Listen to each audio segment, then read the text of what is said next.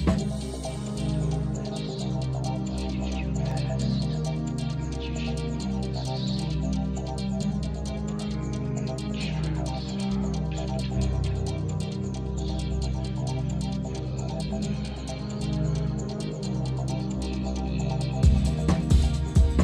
everyone. Welcome back to Ghostwood Twin Peaks podcast.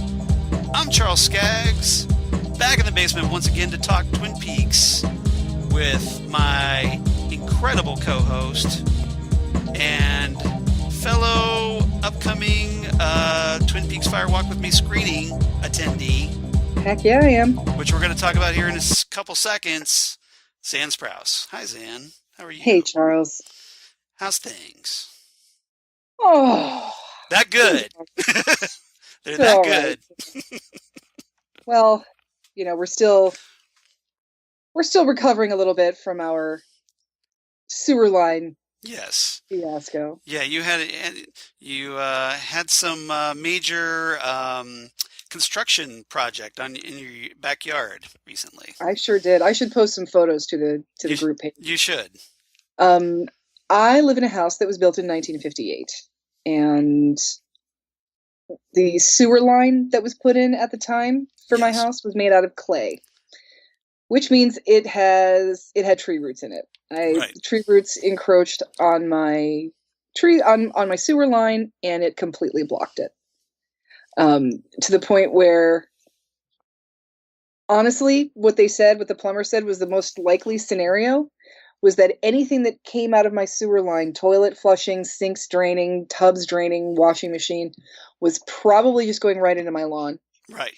For a while. So, which means it was obviously feeding the roots and feeding the roots because of all that water and whatnot.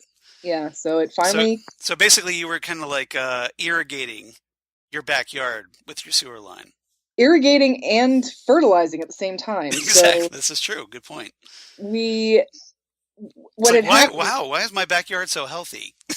There's this one line that's really. It looks great. Yeah. So Chris was doing a load of laundry, and then the last time we did podcast actually was the night this happened. After I was done with podcast, I noticed there was a text from Chris saying, "Hey, the laundry room flooded. I don't know what's going on." So I went downstairs, helped him clean up. We called a plumber. We thought it was the laundry room that a pipe had broken in the wall or something, but it turned out the toilet had overflowed, because when you have a sewer line problem, the lowest point of your sewer line is where it backs up into, and that's the toilet. Yeah. Because we don't have a floor drain in our laundry. So you don't have like a sump pump or anything in there? No, we don't. Okay. So it was laundry water, so it wasn't like sewage toilet water or anything gross. It just came up back through the toilet because that was the closest thing. Because your sinks, your toilets, and any other drains in your house all go to the same output line. Right. That's why if you ever notice, if your tub backs up but you run your sink, it'll go into your tub because it's not, the sink's draining the same place the tub is. Yes. And if the tub is stopped up, so is the sink. You're just not noticing because it's going lower. So we had somebody come out and take a look at it and pretty much figure out it was tree roots. And then so we were able to get a guy to come out here with a camera to run through the sewer line, and it was just completely blocked. He just got to this one point where it's just a wall of roots. So we had some guys come to our house with a backhoe, excavate my backyard. So right there, you can tell, like, backhoe equals $signs. Expensive. Yes, yeah, because you have to have the backhoe operator. Mm-hmm. It was three guys. Three guys. So they drove a backhoe into my house. They had to sort of take some of my fence down and get in. And they excavated my yard about 5 feet down. Ouch. And they put in about 38 feet of new sewer line. They sort of cut off the original sewer line and put the new pipe on, and then like kind of rerouted it just a little bit.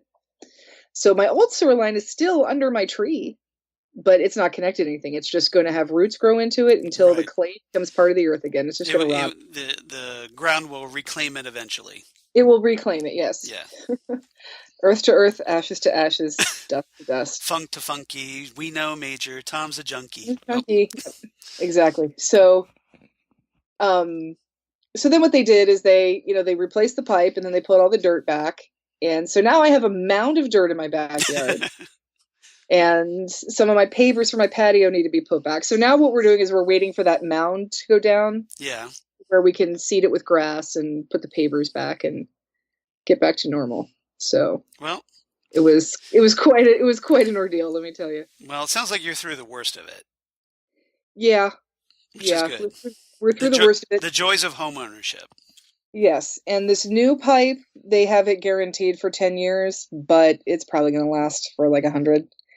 And there is some clay left, probably about 8 to 10 feet of clay is still left over, but it's clear, it's in good condition, and it'll be covered by the home warranty by the time anything goes wrong with that. So okay, well, at least there's sort of a happy ending here.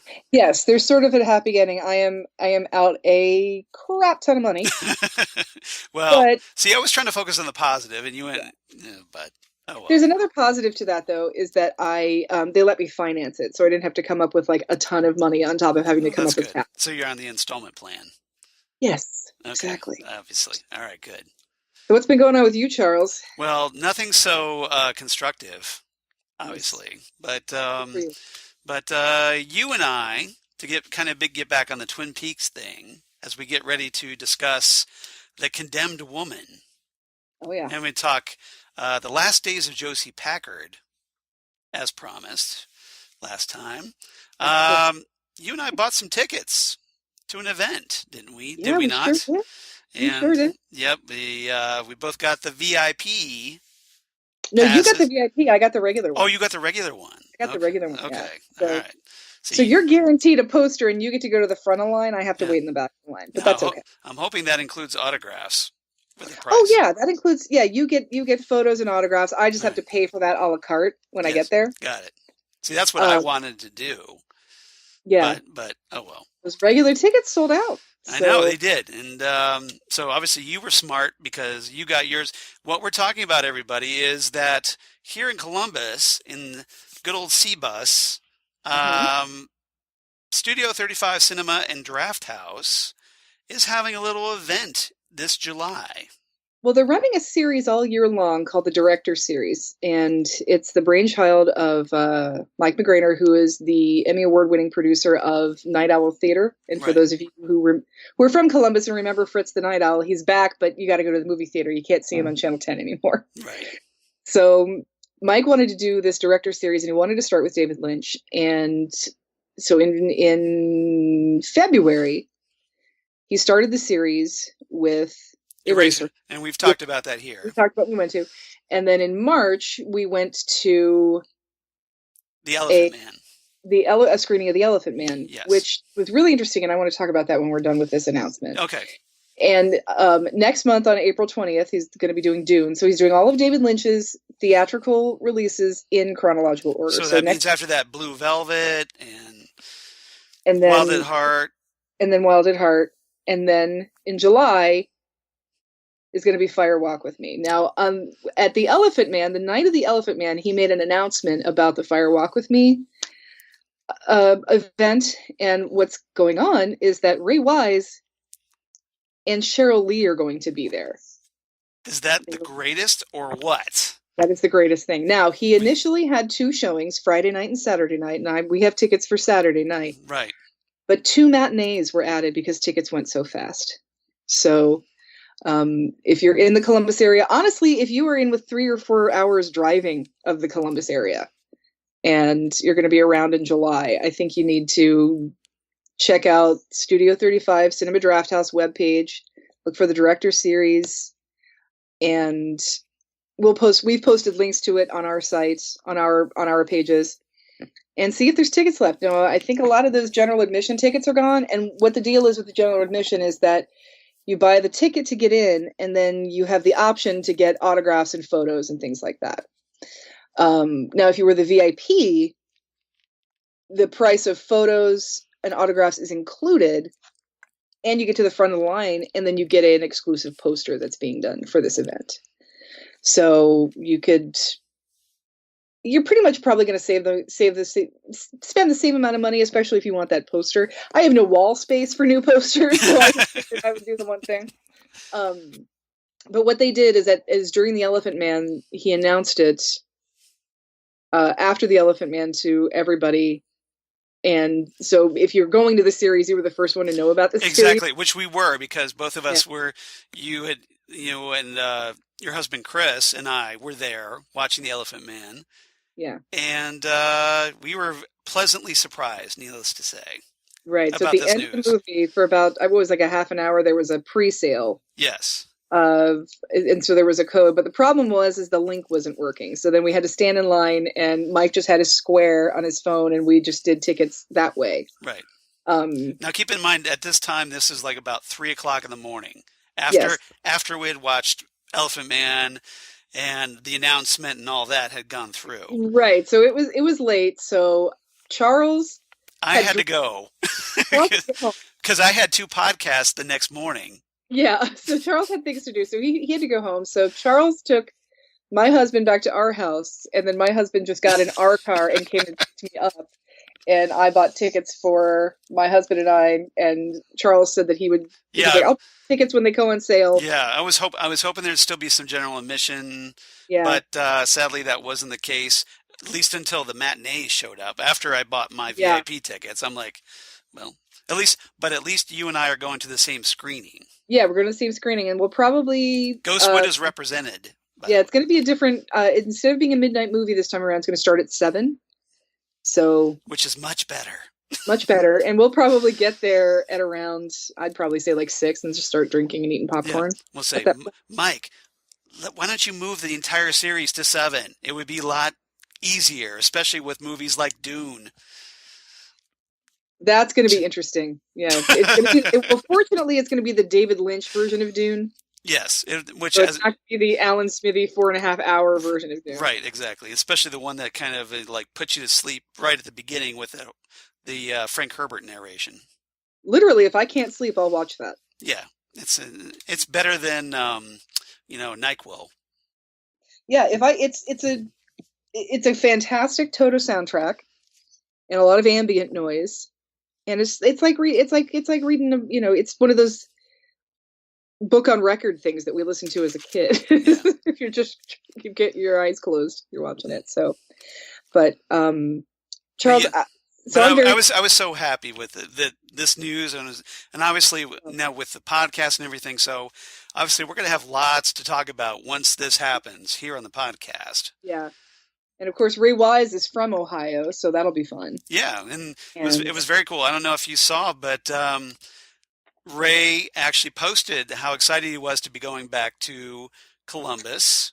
And he's like, talking about like, hey, I can't wait to see all my fellow Buckeyes and whatnot. So I wrote back going, we can't wait to see you. We've already got our tickets. Mm-hmm. And got a little like from Ray Wise on the Twitter.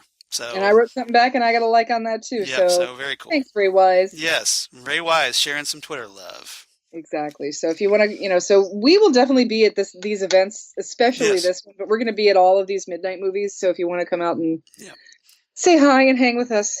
And these will be the very first Twin Peaks actors I've got to meet in person. Are they really? Yes. Yeah. I've never met any of the Twin Peaks actors. That's really cool. Usually it's like, Doctor Who or comic book people, whatnot. Or, like superheroes or movies and TV shows, whatnot. So yeah, this is very cool. And especially 2 big ones like Ray and Cheryl. This is like, A level here. Mm-hmm. This is top shelf stuff. Yeah. And there's I'm still waffling over whether or not I should go to Steel City, but I think it's either this weekend or next weekend, and there's just too much crap going on. Yeah. Steel City, by the way, will have Billy Zane. Oh, that's tempting. Yeah, that's really tempting. And ironically, we're going to see Billy Zane. Oh no, it's the 13th. I'm sorry, it's next week. It's April 13th. So. Okay, all right. Yeah, so we'll see how I feel about that. Yeah. Maybe you'll won't be waffling as much after we go through The Condemned Woman, which features, of course, Billy Zane. Mm-hmm. As as Jack. John Justice Wheeler. Yeah, exactly. John Justice Wheeler. But before we go into that, I wanted to mention real quick. The Elephant Man. Yes. Because I hadn't seen it in a really long time. And neither have I. So yeah. And I remembered it being, and it is next to the Straight Story. It's one of the more linear stories of a David Lynch story. Right. Even Dune is a little wibbly wobbly because of the amount of inner monologue that comes directly from the book. But I had these memories of this being extremely linear, but it's very Lynchy. It's a lot Lynchier than I had remembered it being. A lot more Lynchy.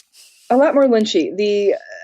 For those of you who don't know the story about Joseph Merrick, the Elephant Man, Joseph Merrick lived at the turn of the century London, and he had a disorder that was never really diagnosed when he was alive. It was only diagnosed after autopsies, and I think in the 60s or 70s somebody came up with it's called neurofibromatosis. Proteus syndrome is what they refer to it as. That's the lay term for it. It's called Proteus syndrome, and it causes pockets in the skin to grow, and extra lobes of disfigurement, the spine and whatnot. And abnormal bone growth. Right. So that's where his abnormal skull came from, and the misshapen arm that he had that he was unable to use. So Joseph Merrick was called the Elephant Man because of his appearance, but also the legend was his mother was attacked by an elephant when she was pregnant with him, which is why this happened to him. And in the movie, there are some of these dream-like sequence of a woman being attacked by an elephant, and it's very Lynchy with the elephant coming at the camera in slow motion. You get the close-ups and just to kind of show a little bit that very abstract and surreal style. Right. And some of the night shots of London and the more ominous shots of Freddie Jones coming to get him to come back with him and to go to the continent, as they call it. Right. Was a lot Lynchier than I remembered. It was a beautiful movie, and makes me cry every time I see it. And John Hurt, of course, is just amazing in it. Oh my gosh, amazing! And so young Anthony Hopkins. Talk about hot, but it's definitely, if you haven't seen it in a while, definitely watch it again and just pick up. And it's kind of amazing to me because after watching Eraserhead and this back, so recently, it's amazing how evolved as a filmmaker he becomes from Eraserhead to Elephant Man. Well, and it just shows you how versatile of a filmmaker he is, because when he's doing his own material, it's one way, and when he's adapting, someone else's material or telling a true story, something like I said, like Straight Story, it focuses him, and he can do that. And even when he does something like Dune, that was again an adaptation, he definitely does a good job of telling that story. And I think a lot of the grandioseness of Dune comes from being a De Laurentiis production more than anything, more than being a Lynch production. It comes from being a Dino De Laurentiis production with the big elaborate sets and the cinematography and whatnot. Right. Yeah, and all the Italian actors. There's that too. Yes, it does that. So, but yeah, David Lynch is an extremely versatile director, and I don't think a lot of people give him credit for that because he's known for being so weird. And interestingly enough, one of the actors from The Elephant Man actually lives here in Columbus. He was a child in the movie. There's a scene in the movie where the Elephant Man has escaped from the circus and in France and comes back to England. The freak show, the freak show, and he comes back. Which, by the way, I completely forgot. One of the freaks was Kenny Baker. Right. Yeah, totally like old R2-D2 himself. Yes. I was like, what? Yeah. So yes, R2-D2 is in David Lynch's The Elephant Man. So he comes back and he's at the train station, and it's either Victoria Station or Paddington Station. I couldn't tell which one, but there's a kid with a little pea shooter straw, like Right.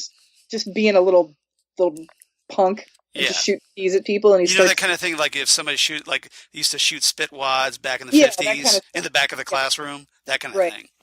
But he's sort of taunting the Elephant Man, saying, "Take off your hood," and what are you under there, and stuff like that. Anyway, that kid lives here now. Obviously, he's not a kid anymore. He's not a kid anymore, right? And so he was there at the screening, and he had a script with him that had been autographed by everybody. It was really cool. He answered some questions, and he said the one question that a lot of people ask is, how weird is David Lynch? And he said he is one of the most normal people you'll ever hope to meet. And I think that is so common that I have found in people who make weird things creatively. Right. That in their normal life, they're just regular dudes. Like the myth has them being so larger than life. And then the reality is much more different, much more down to earth. Exactly. Yeah. You can talk about how weird Alan Moore is all you want, but he was essentially a work at home dad. Right. Just a normal guy raising his girls, and now he's just a happy grandpa. Yep. Same thing. Think about doing magic, or just think about the dichotomy of Roger Corman's movies and what Roger Corman looks like. Roger Corman looks like, that your friend's dad that will get in a political argument with you if you're over at his house. but he's Roger Corman, and he makes Roger Corman movies. That's funny. So yeah, it's just another proof of that. So yeah. So anyway, yes, come out, check out that website, see what kind of tickets are left. Yeah, you can hang with us at the screening. Come say hi if you're going to the screening. Hang with us, hang with Ray Wise and Shirley. We're all hanging. No big deal. No, it's just that's what we do. Just Leland and Laura Palmer, no big deal. That's how everybody's weekends are, right? Exactly. Yep. But, so let's talk about an episode of Twin Peaks that features neither of them. Exactly. This is true. Yes. Well, we already talked about them, so yeah, this is past their era. So what we're going to do, obviously, we talked about this here at episode 53. We're going to talk about The Condemned Woman, which was the very first episode that Zan watched of Twin Peaks. Your gateway episode. This is very, very true. Yes, I think we've talked about this before, that when Twin Peaks first started, I was actually, I want to say I was in, when was the premiere date of Twin Peaks? April 1990. April of 1990, yeah. So I was actually in the 8th grade. So Twin Peaks had, it ran in the spring, and then it stopped and then it started back up again in the fall, and then it was canceled. Right. And came back. Now, after this episode is when it was canceled. Yes. So that was, I was watching it, sort of being told that it was like the last episode of Twin Peaks has been canceled, but maybe it's going to come back. So what made you tune in, I guess, is my question. I was with friends. I was visiting my friend Sarah Lukanovs in Kettering. Okay. And her and our friend Kristen Heinzerling were big Twin Peaks fans, and they would get together every week and watch it with, what was that kid's name? There was another kid there, and I don't remember if Jen Robbins was there with us or not. She probably was. She was Kristen's friend who lived across the street, who was older than us and went to a different school. So I only knew her because she was Kristen's neighbor. And then there was a guy that they went to high school with. Fred Reichert was his name. Not the car dealership. I was going to say, that has a little meaning here in Columbus as the local, one of the car dealership guys. But yeah, his name was spelled different, but yeah, his name was Reichert. That's right. He's dealing. They were getting together to watch Twin Peaks anyway, and I just happened to be visiting, so I went with them. So were you familiar with Twin Peaks at this point? I was familiar with Twin Peaks at this point. It was just one of those shows that because you heard people talking about it, but you hadn't checked it out. Oh yeah, my friend Krista from high school, who I went to high school with, was huge into this. Was read the diary, talked about it a lot. So it was definitely a thing. So I knew what it was. I just had never started it, and then it was one of those that I heard that it was not good to come in the middle. Right. But that's what you did anyway. That's what I did anyway. Yeah. And it was because you're a rebel. I am a rebel like that. So but also it was on I want to say Thursday night, Okay. and that was my piano lessons. That was my piano lesson night. So Okay. for some things that were causing a problem for me it just never happened. And then finally there was a reason to sit down and watch one. Yeah. And it was not a good episode to get hooked on. Yeah. Because there was a hiatus. There was like a 2-month hiatus waiting for it to come back. Yeah. So. Well, the actual date for this episode airing was February 16th, 1991. Oh, maybe this is when it came back then. This might Yeah. have been the one where it came back. This might have been the one after it was canceled. Yeah. So I think, yeah, the return of it. Yeah, because there was like 2 episodes that aired in the previous weeks before that. Okay. Yeah, after a month-long hiatus. I've got all the dates here. So, okay. Interestingly enough, because of that, being on February 16th, that's got a little connection to me because that's my dad's birthday. Happy birthday, Dad. Yeah, happy birthday, Dad. So, this was, let me try and do the math here real quick. So he would have been 56 at this point. Okay. Years old. So as we watch this, but, regardless, it's kind of interesting. It's like that episode was your gateway, and it was such a kind of a notable episode because obviously we get the loss of Josie, one of the main characters, who's been throughout the series. And I think I had a lot of sympathy for her because of seeing her death before I saw her do anything else. Right. So you knew she had a tragic end. Ultimately. I knew she had a tragic end, and just first of all, Joan Chen is amazing. Yes. And her performance of Josie being so scared and so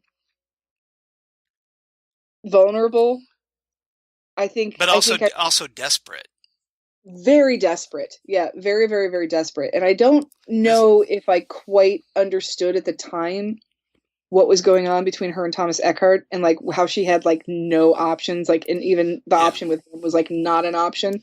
Yeah. So we'll kind of run that down, but yeah, I kind of rewatched the series with a lot of sympathy for Josie, and I remember just being this huge Joan Chen fan after that. And soon after Twin Peaks ended was a TV show called The Nightmare Cafe. Oh, I vaguely remember that. Yes. Yeah, it was very notable because it didn't last very long, as I recall. It was an anthology horror show, which I've been talking a lot about how much I love those because wasn't that on NBC? It was on NBC, and it was notable because it starred Robert Englund. That's right. Freddy Krueger. Yeah, but he was like the narrator, like Rod Serling almost. Yeah, he's like the narrator, and what it is, it was these two people who. It was kind of like Dead Like Me, where these two people who died, they get to keep living as long as they help other people in some way.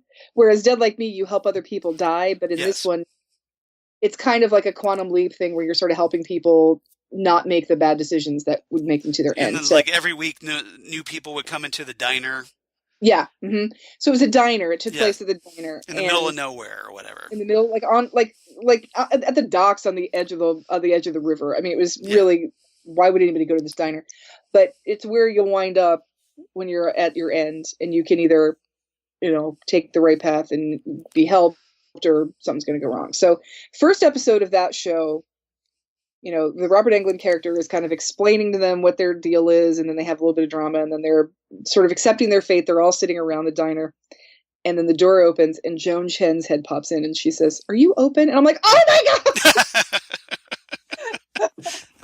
I thought that was going to be amazing. That's and hilarious. It just almost felt to me like that's what happened to Josie. Yeah. Like that's where she ended up. Yeah, like Josie wound up at the diner from Nightmare Cafe. And I didn't realize that she was on that. That's awesome. She was. It was just that one episode. Yeah. That one cameo. And see, I got geeked out over her because she ended up on an episode of Fringe not too long ago. Oh, yeah. Yeah. Which was anytime really good. She shows up, she's out. But she was like the Walternett's paramour. Oh, okay. Okay. His little love interest. So yeah, I always kind of hoped that that's what happened to Josie, is that she wound up with those people, because that was it's almost that's a good place to wind up. and it would kind of make a sense because it's almost like she was damned to that fate. Yeah. So, Yep. but yeah, I think I had a lot of sympathy for Josie, having seen her end before I saw her, before I knew she'd been, metaphorically in bed with Hank Jennings and literally in bed with everybody else, it seems. Yeah. So, and your beginning of Twin Peaks was the end of Josie's story. Was the end of Josie's story, and I think that's part of why I got so hooked on this Wyndham Earle thing, because that was it was a good jumping on point for that. Story. Yeah, that was the story for me, because I knew what had happened to Laura Palmer, because that was something everybody talked about. It was her father. He was possessed by Bob, so I knew who Bob was. And then in this episode, we see Bob, and he scared the shit out of me. Right, in a really creepy way we'll talk about. And he scared the shit out of my friend Kristen too. And yeah, because he's all crawling from behind the bed. Yeah, you're like, what? What's happening? And when Kristen saw him, she started screaming, literally screaming. Yeah. Like top of her lungs screaming. Right. And that guttural reaction from her compared to my reaction to who the hell is this guy? Right. Sort of formed my fear opinion about Bob too. So this big is like, because she was afraid, it kind of like you associated that fear with Bob seeing him for the first time. She simultaneously fed and legitimized my fear. Right. So I was seeing this creepy guy, and I'm like, I don't know who this guy is. What the hell? And her fear legitimized my fear to me. Yeah. So sounds like it. All right. So shall we talk about Josie? Leading up to how did Josie get to this point? Exactly. So let's go back in the the TARDIS, Wayback Machine, whatever you want to do it, whatever you want to call it. And remember back in the day when we talked about the secret history of Twin Peaks, like our first few episodes. Exactly. That was actually, I think that was our first episode, was the secret history of Twin Peaks, if I remember. I think it was first 2 or 3. Yeah. So. This is, of course, the recent Mark Frost novel, the first of 2 that he did. Right. To tie in with The Return and give us a lot of backstory of what happened to certain characters. The final dossier. Yeah. But the secret history kind of gave us a lot of backstory, especially with Josie, who we had little nuggets scattered throughout the series. But this kind of presented the whole picture. Yes. So I thought we could run that down for anybody that might not be familiar. Let's go through this demon's resume, why don't we? All right. So just real quick, because we obviously want to get to the condemned woman, but we'll hit the highlights here. First thing I have is that Josie, it's not her real name. She was born Li Chun-feng in the Guangzhou province of China. Mm-hmm. To a high-ranking Red Pole enforcer in the Su-Wang Triad, and not going to end well. Nope, and a prostitute called the Lace Butterfly. Now, the Lace Butterfly turns out died shortly after that from a heroin overdose. Okay. So, yep, her father became, quote, deputy mountain master of the largest triad of the region. So right there, right from birth, she's involved in criminal empires and shady guys everywhere. So she's basically born under a bad sign, seriously. She ends up going to a private boarding school where she figured out how to organize her own drug trade and prostitution ring. That's the thing. If you're the daughter of a gangster and you go to private school, as you do. Because hey, who hasn't organized their own drug trade and prostitution ring? Oh, what like a organized crime kingpin is going to be an attentive single dad? No, you got to go to boarding school. Yep, and then of course she graduated with honors. So hey, she had that going for her, which is nice. This is nice. Well, yeah, Josie's pretty brilliant. She's very smart and very resourceful. She's very savvy. Yeah, exactly. Learned obviously to think on her feet. And she ends up founding her own fashion label. which she used as a front for the drug trade, and was suspected in several accidental overdoses. Obviously, accidental in air quotes. Yeah, that's the thing about Josie, is that there are these little glimmers of attempts at legitimacy all throughout her life. Yep. That just make it.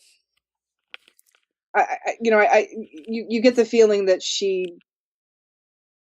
grudgingly accepted the fate of being who she was based on where and what she came from, and right. It's like I said, I think I have a lot of sympathy for her from. Well, she's obviously a victim of her environment growing up, because that was obviously given who she was and who her father is, that she really didn't have a choice in the matter. She had a lot of options, and in a society like this too, you don't get a lot of benefits of the doubt for this kind of family. Right. It's like how everybody assumes Chris Chambers is going to be a bad kid because all the Chambers are bad kids in Stand By Me by Stephen King. Right. That kind of stuff. Guilt by association. Yeah, very much. That it's sort of the sins of the father are bequeathed onto the child for no logical reason. Right. Exactly. So Josie gets initiated into Daddy's triad.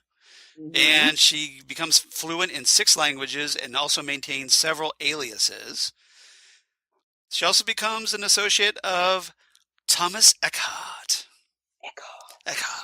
who, of course, becomes really obsessed with her.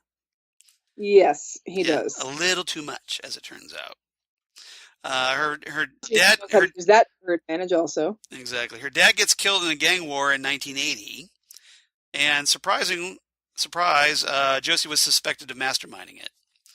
Well, and isn't Josie like 17 at this point too? That sounds about right. Yeah. Yeah. This is not like she's 30 and her dad died. No, it's But here, because of that being suspected, or that suspicion rather, the triad turns against her. Surprise. She goes into hiding because that's what she does. And then she meets Packard sawmill owner Andrew Packard in 1983 at a black tie mixer in Hong Kong. He takes her, of course, to Twin Peaks, Washington, in the United States, where she quickly agreed to marry him. Mm-hmm. She moved into the Blue Pine Lodge with Andrew and his sister, Catherine, and Catherine's husband, Pete. Course, and Andrew gets to get really obsessed with Josie. Exactly. Andrew names his 1936 Chris Craft Sportsman after Josie. And on September 27th, 1987, about the time I started college, under orders... This is not a boat accident. Exactly. This is no boating accident. It wasn't the Ripper. Exactly. It was Josie. So, under orders from Thomas Eckhardt, Josie hired Hank Jennings to rig If you want to know why we say that, just watch the 1989 Tim Burton. Yes, exactly. That's all you got to know. Yeah. It's fun. Go figure. Yeah, it's a good movie. It's a good movie. And Jack Palance is awesome. So, Josie hired Hank Jennings. He's my number one, a guy. So Josie hired Hank Jennings to rig the boat to explode, then commit vehicular manslaughter on a vagrant to avoid an investigation into Andrew's death. Well, and this is where Josie, I think she's gotten a little too comfortable in her surroundings in Twin Peaks, because out of all the people to enlist help. Yes, Hank Jennings. Hank Jennings? Exactly. Well, again, maybe she was desperate. The options are probably pretty limited in Twin Peaks compared to the Chinese triad. I'm just saying. I've always sort of wondered why it was Andrew and not Catherine. Right. You would think. Yeah. But, obviously maybe Andrew had ambitions too, so. Possibly. Maybe it was her or Andrew sort of a situation. Yeah, that's what I'm thinking. But obviously, this is what gets Hank sent to prison. Mm-hmm. And, that everybody thinks... That should have been your first clue, Josie, that you're going to need Exactly. Figure out some sort of contingency plan, because this Hank Jennings thing is not going to work out in your favor. Which is why Hank tries to lord this favor he did for her over her. Tries to blackmail her. Yeah, exactly. Yeah. So that kind of is our backstory. Now, obviously, we've talked about the series from that point on, so there's no need to recap that, I don't think. That kind of takes us to where we catch up with Josie, who had gone to Hong Kong for a while. No, she went to Seattle to go shopping. Oh, I'm sorry. Yeah, exactly. Oh. Yeah.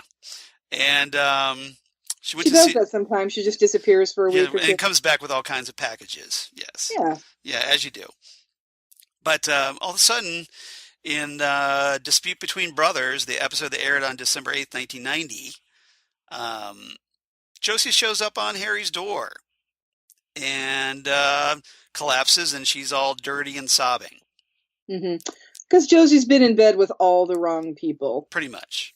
Yeah. Pretty much. And, hey, Harry will help me out because he's in love with me. He's in love with me, and he's a cop. And I do truly, truly believe that Josie is in love with Harry also. Well, that's kind of what she kind of talks about a little bit at the end of the episode, in her final scene, pretty much. Yeah. You know, that she talks about it like that she didn't mean to hurt Harry. Right. So it's kind of like a little tiny confession, at least, I think, with her. Right. The next episode, of course, Masked Ball, where Josie's sleeping in Harry's bed, and he comes in bringing a glass of water, and basically Harry's looking for the truth. And this is kind of like, you know, that he knows something is up with her at this point. Even Harry isn't fooled by this at this point. Yeah, but I'm going to tell you right now, Harry can't handle the truth. No, he can't. So she talks about, like, she used to work for Thomas Eckhardt, and says she talks about being a child prostitute, that Eckhardt pulled her off the streets at 16. Okay. So I guess she was 16 when she met Eckhardt, and taught her about life and business, and basically she refers to him as her father, her master, her lover, which is a little so gross on so many levels. Pretty much, right? Yeah. But that's how Josie referred to him, because I actually watched that scene.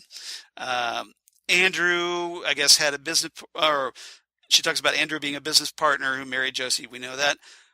She tells Harry about Jonathan Kumagai, who was the guy who insisted that she go back with him to Hong Kong. Who is now dead. He turns out he's dead, but she tells him that, if she didn't go back with Jonathan, Jonathan was going to kill Harry. Oh, so that's why she did what she had to do. Exactly. To save Harry. And she talks about that Eckhardt wants Josie back, but she believes that he's responsible for Andrew's death.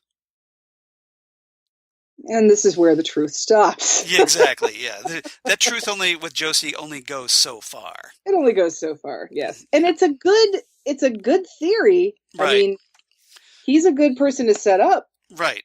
For Andrew's death. And this Thomas Eckhardt guy, like, okay, well, maybe Josie didn't kill him, and you're kind of hoping that Josie is like, okay, maybe she felt pressured, but she was still innocent of Andrew's murder at this point, or attempted murder, as it turns out. Right. So Josie escapes from the Seattle airport, like we talked about, said that she would die rather than return to Hong Kong. Because that's the thing. I mean, according to Josie later, and we'll talk about that later, that it kind of was Thomas's idea to kill him. Exactly. It was part of the plan. It was part of the plan, but Josie was in on it. And Josie, it's like Josie tries to be loyal to him. She's got some weird, Munchausen syndrome. Well, I think she also feels like she's afraid that she can't double cross Thomas Eckhardt. Well, she's got like Helsinki syndrome. Yes, you're probably right about that. That's not really what it's called, people. It's actually called Stockholm syndrome. Yes. But they call it Helsinki syndrome in Die Hard, which is why I said that. Yeah. As in Helsinki, Sweden. Right. As opposed to Stockholm, Sweden. I know it's Finland. I'm just quoting. Yeah. That's the problem with quoting sometimes like that. People think you're really stupid. Eat it hard. Nicely played, by the way. She has some sort of Stockholm syndrome, I think, when it comes to Thomas Eckhardt, because, you know, being rescued from prostitution when you're 16 sounds really, really great. Right. But she met him because he was a client. Yes. So, you know, this is still an old man who's okay with paying for sex from a 16-year-old. Yep. So he's not just the manager, he's also a client. He's also the client. So yeah, that's the thing. So again, I mean, he did get her out of a bad situation, but by putting her into another bad situation. Exactly. So not as bad of a situation, but still a bad situation. It's just a situation where she had money, basically. She had money, and she was like she had a sugar daddy, essentially. She had money, and she was safe from the triad. Syndicate. Yeah. She was safe from the triad, and she didn't have to be a prostitute anymore for anybody other than Andrew. Right. So not Andrew, Thomas, but I know what you meant. Yeah. So I mean, I think there's some Stockholm syndrome going on with her. Yeah. So Josie tells Harry that Eckhardt's going to try and kill both of them now. Mm-hmm. And she tells Catherine that Andrew was killed by Eckhardt. Catherine seems to already know this, or at least, you know, presuming, going along with that, the fact that Andrew, the cover story that Andrew's dead. Mm-hmm. And Josie tells Catherine, actually warns her that she's in terrible danger. But at this point, Catherine calls out Josie for everything she did. Mm-hmm. And totally lays her out. Josie said she had to do that to stay alive. And I believe her. Yeah. But here, this shows Josie's desperation. She says she has no one to turn to at this point, and she's at Catherine's mercy, which is the exact wrong thing to say to Catherine. And how desperate are you? Yeah, exactly. That Catherine Martell is your last hope. Yeah, exactly. Now, I will say one thing. As Thomas Eckhardt says in the episode we're about to watch, she's run back to Catherine Martell, which is disappointing. But there's one thing Catherine Martell has that can keep Josie safe, and it's Pete Martell. Right. So. Yeah, Pete at least is an ally to Josie. Pete is a sweet. He crushes on her really hard. Right. Yeah, that's the thing. He's a sweet man, and he offers a sweet stability to Josie. And so that's one thing that's the one thing Catherine has going for her. Yeah, and as antagonistic as Josie's and Catherine's relationship is, it's the complete opposite with Pete and Josie. Yes, exactly. It's a complete flip side because, you know, Pete and Josie get along. They seem to like each other. Josie doesn't try to screw over Pete at all. He's probably the only person that Josie doesn't screw over. And right. And not to sound creepy because we know what happens later, but until we find out that he has a crush on her. Right. He's kind of like a goofy uncle that takes care of her. Yeah. So there is that one thing to offer, but yeah, Catherine Martell being the last card you can play, you're going to lose. No. And of course, you know, if Catherine knows that she's holding all the cards. Oh, yeah. She's going to take advantage of it. And she does because she tells Josie, okay, you can stay, but as my maid.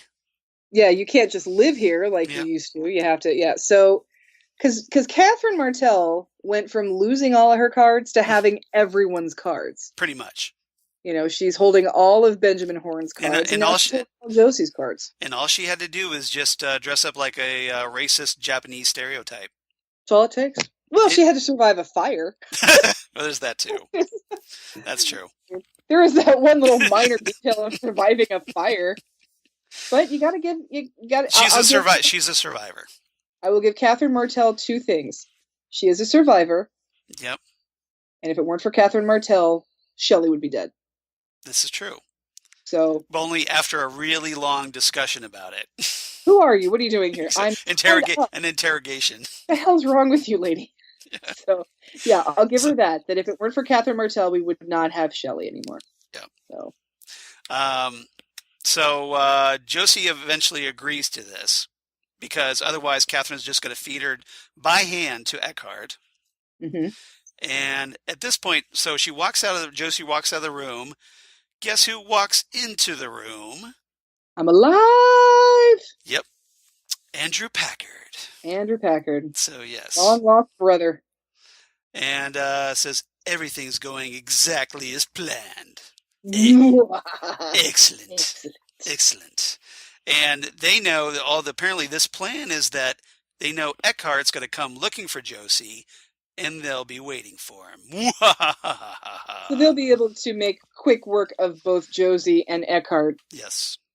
At the same time. Exactly. Literally trying to kill two birds with the same stone. Exactly. Next episode, The Black Widow. Pete and Catherine pop a bottle of champagne. Pete quotes a poem by Yeats, if you want to look that up. And Catherine tells Josie, who's now in the maid uniform, that even though her station in the house has changed, she'll treat Josie with the respect that she deserves. Well, and of course, that being subjective. Exactly. And Josie says that she'll do the same to Catherine. Oh, burn! Exactly. Catherine, at that point, insists that Josie needs to wear her little maid's cap just to rub it in. Pete, yeah, and Josie's in this little, dorky maid outfit. It's not like a sexy maid outfit. Right. It's like a dorky, uncomfortable maid outfit. But she still, it's because it's Joan Chen, she still looks good in it. Joan Chen is going to be sexy waking up with a flu in flannel pajamas. Yeah, exactly. She's just beautiful. So, just naturally beautiful.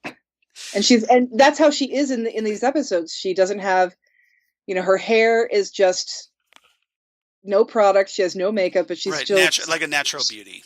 She's just still enchantingly beautiful. Yeah.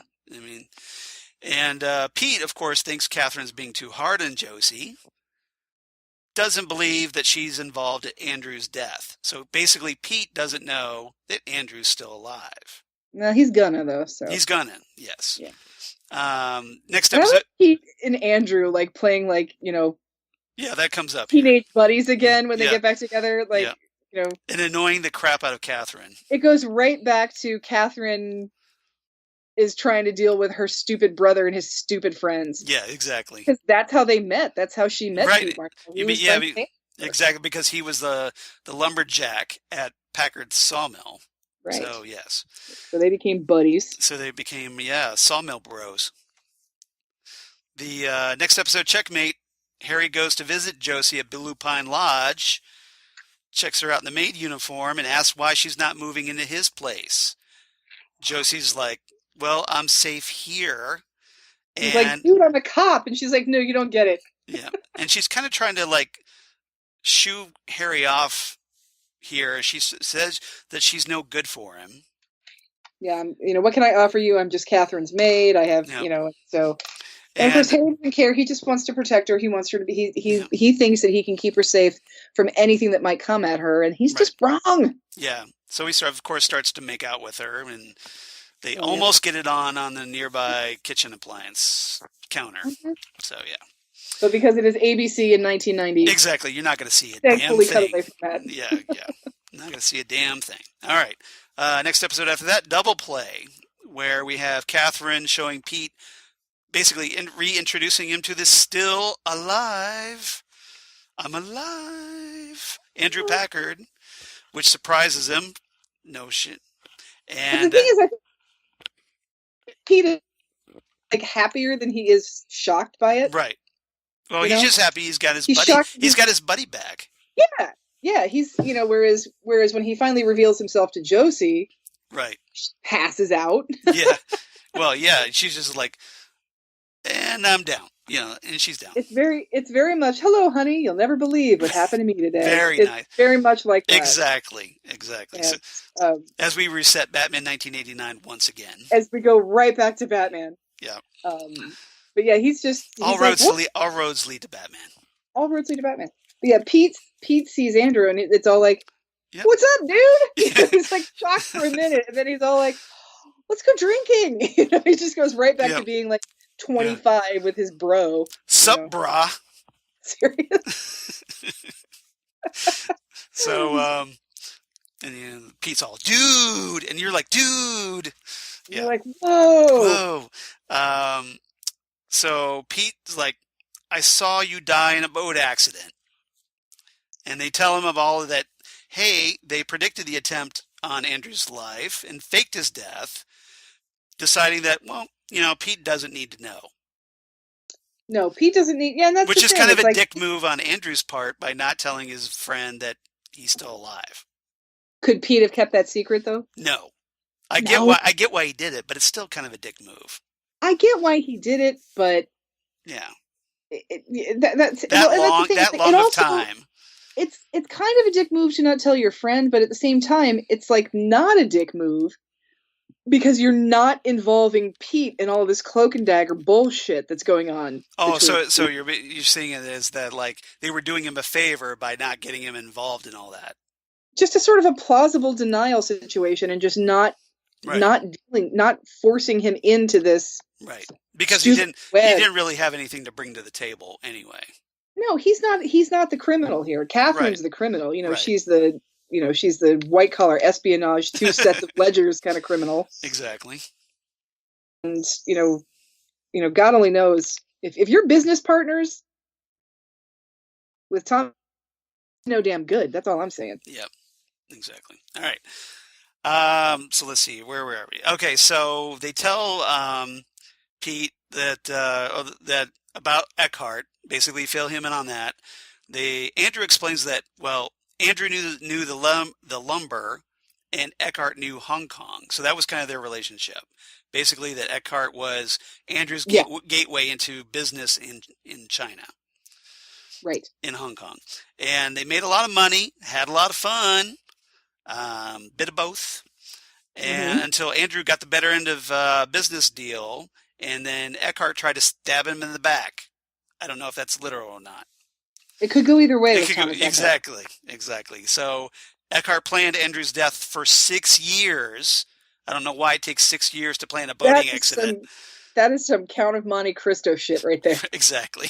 It's like I'll just be friends with you for 6 years and then pull my plan. You set me up over a woman. A woman. And we're back to Batman 1989. Yep. All roads lead to Batman. You like that quote, don't you? I do. That should be on a T-shirt. All roads lead to Batman. And if it is, I want to cut. Just saying. I came up with it. All right. And of course, Josie's working for Eckhardt at this time. Later in that same episode, we get the introduction of Brenda Strong as Miss Jones. Oh, yeah. And way before she became Lillian Luthor on Supergirl.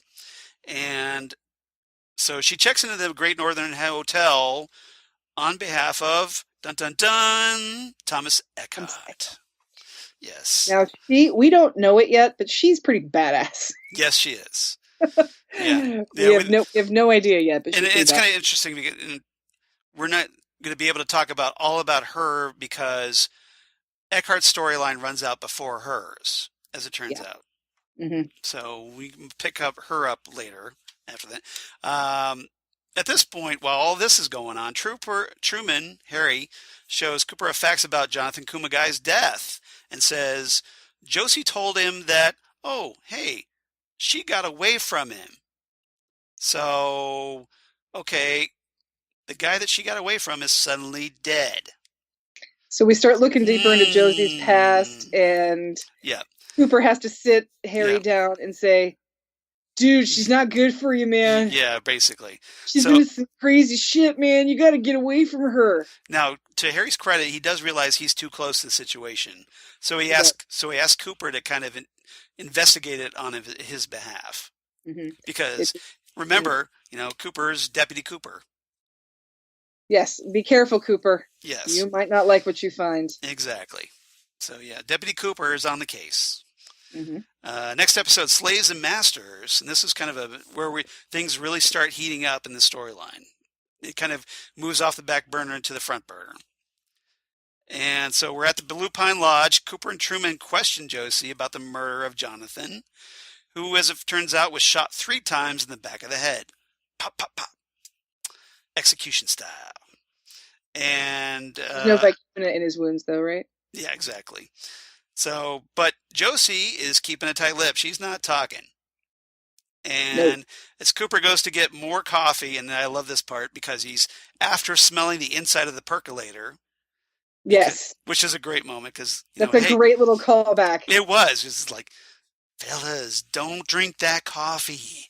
You'll never guess. There was a fish in the percolator. Yeah. I can't believe they wouldn't have smelled that. That's exactly. I know, right? Yeah. But it's kind of funny that Cooper's like, I'm not trusting this. Yeah, I'm not even going to bother. No. So Pete shows up with Josie's dry cleaning, hands it over to Cooper to answer the phone in this kind of like real slapsticky moment. And then Cooper, while he's doing that, notices like, well, hey, Josie's coat's here. I'm going to take me a fiber sample. Guess what the coat's made out of? Yep. Vicuna. So now, not only has Cooper he's gotten an FBI file on Josie. Because even though he's been suspended, it's not like he's not still buddies with everybody. He can get whatever he needs to Albert. Right. So he knows that she's pretty good for Jonathan's murder. Right. But she also shot him. Yes. So there's that. Yeah. So now we know who shot Cooper. Yeah, because of course Albert compared the fibers outside Cooper's room to the shooting to the one from Josie's coat, and hey, we got ourselves a perfect match. Yep. So. And he also says that the gloves are being checked for powder residue, and Seattle Homicide is looking for a beautiful Asian woman who looks a lot like Josie in a police sketch regarding Jonathan's murder. It's all coming together. Everything's just closing in on Josie pretty much. And at this point, Albert's betting that the slugs taken from Kumagai will match the slugs from Cooper's vest. Yep. And at this point, Albert has this great line where he says, Harry has a serious problem with his girlfriend. Mm-hmm. But Cooper's like, not one word until we're certain. Yeah, we're not going to say anything until we know, because there's no reason to start any drama before there's drama. And of course, while all this is going on, Josie gets a call from Thomas, letting her know that, hey, he's in town and looking the party. Mm-hmm. So he shows up at the Blue Pine Lodge to have a little dinner with Catherine. Josie, of course, being the maid, answers the door and helps him with his coat. Yeah, this is not... No, and she's barely holding it together at this point. She is barely, yeah. She is freaking her shit at this point. Mm-hmm. Yeah, she's... Best case scenario for Josie, she's going back to jail. Pretty much. Best case, exactly. So, they're talking... Eckhart discusses his rivalry with Andrew as Josie's pouring the wine. Reveals that, oh yeah, I arranged to have Andrew killed because I'm obsessed with his wife, Josie. Mm-hmm. He kisses Josie's hand, and all creepy. And Catherine's wondering, okay, what am I going to do with Josie? And so Thomas, what will you give me for her? This is after, of course, she had promised that, hey, I'll keep you safe if you're my maid. But right away, she's perfectly willing to throw her under the bus to Thomas. Oh, yeah. Eckhardt. Catherine Martell. Exactly. Eckhart's like, well, I couldn't put a price on something so valuable, but Catherine insists that he try. And that brings us to the condemned woman at long last. Here we go. So, this, of course, like I said, February 16th, 1991, written by Tricia Brock, directed by Leslie Linka Glatter. Nice. And, of course, features the guest cast, Dan O'Herlihy as Andrew Packard. David Warner as Thomas Eckhardt. Billy Zane as John Justice Wheeler. Frank Silva as Bob. Michael J. Anderson as the Man from Another Place. Miguel Ferrer as Albert. And David Patrick Kelly as Jerry Horn. So, pretty cool actors in this one. This episode is full of hotties, let me tell you. Yep. So let me get my secondary earphones on. Okay. And everybody, if you're ready, if you need a pause, so be it. But if you want to queue up your episodes and watch along with us as we talk about The Condemned Woman. We're here on the 1 minute 31 second mark. And so the black screen of death. Mm-hmm. So if everybody's ready, Zan's got her remote. And we will we'll press play in 3, 2, 1. Doink. The owl in a bell jar, like you do. Oh, the chess game. Yep. We have. It's a chess deal. Here we have the chess game of death with Wyndham Earle. And I know we haven't talked about Wyndham Earle, so a lot of this stuff is kind of jumping ahead with that storyline. But right. The Wyndham Earle storyline is, we'll probably have a couple of episodes on him. Yes, but we'll probably have to go back and recap some of this stuff. Yeah, because he's been filtering in the last few episodes, but.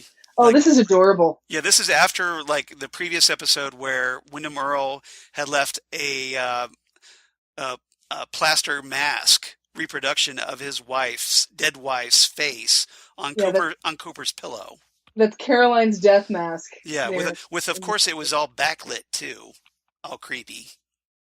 And I wish I could find this. I should look through my videotapes to see if I still have this, but. When the episode after this aired, there was a recap of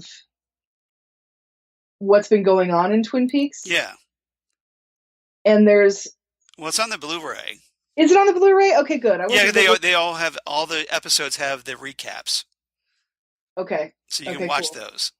Yeah, they're all there. Because I remember that from. Yeah, so it's one of the menu options. You can watch the recap for each episode. I've got the wrong aspect ratio on this. It's driving me crazy. Yeah. It needs to be all 4:3, not 16:9. Yeah, everybody looks wider than necessary. All stretchy. Yeah. I love this part. See, here we are. There's just Pete brings Andrews a plate, full of that looks like a dog. Good morning, with bacon and eggs, and Catherine is pissed. And I have some Mr. T cereal. Yeah, she says you two bring out the worst in each other. Right. But they're just sort of joking around of course, Catherine's the killjoy. Total buzzkill. Buzzkill. Oh, look at the racist salt and pepper shakers. Oh yeah, I didn't notice those, but you're right. Good. They're little mammy. Yes, they are, aren't they? Well, that's awkward. But goodbye, you sweet Packards. If anybody's going to have racist salt and pepper shakers, it's probably going to be Catherine Martell. Well, yeah, considering Mr. Tojimura, yeah, I'd say so. Yeah, oh yeah, seriously. It's even Andrew is telling Catherine to lighten up at this point. Yeah, just.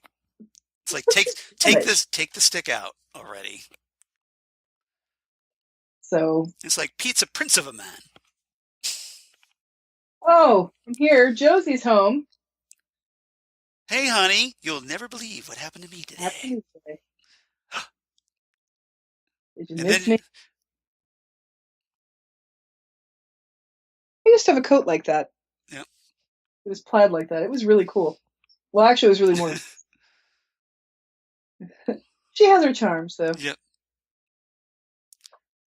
But I love how he reveals himself to her it's completely normal. Hey, I'm just having breakfast in my jammies. Exactly.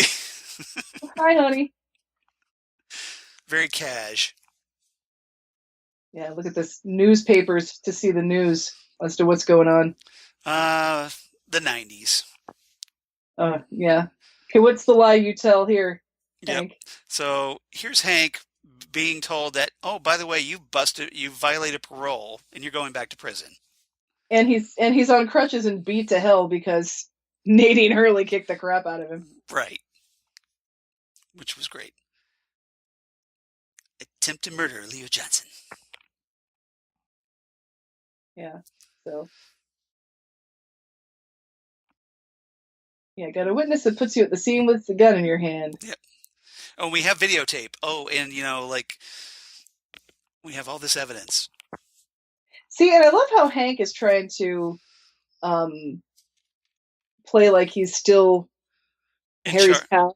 Well, that and also he's in charge because, like, hey, your constituents wouldn't be too happy with you. Yeah, that you're screwing this attempted murderess right. of Andrew Packard. But it still doesn't matter.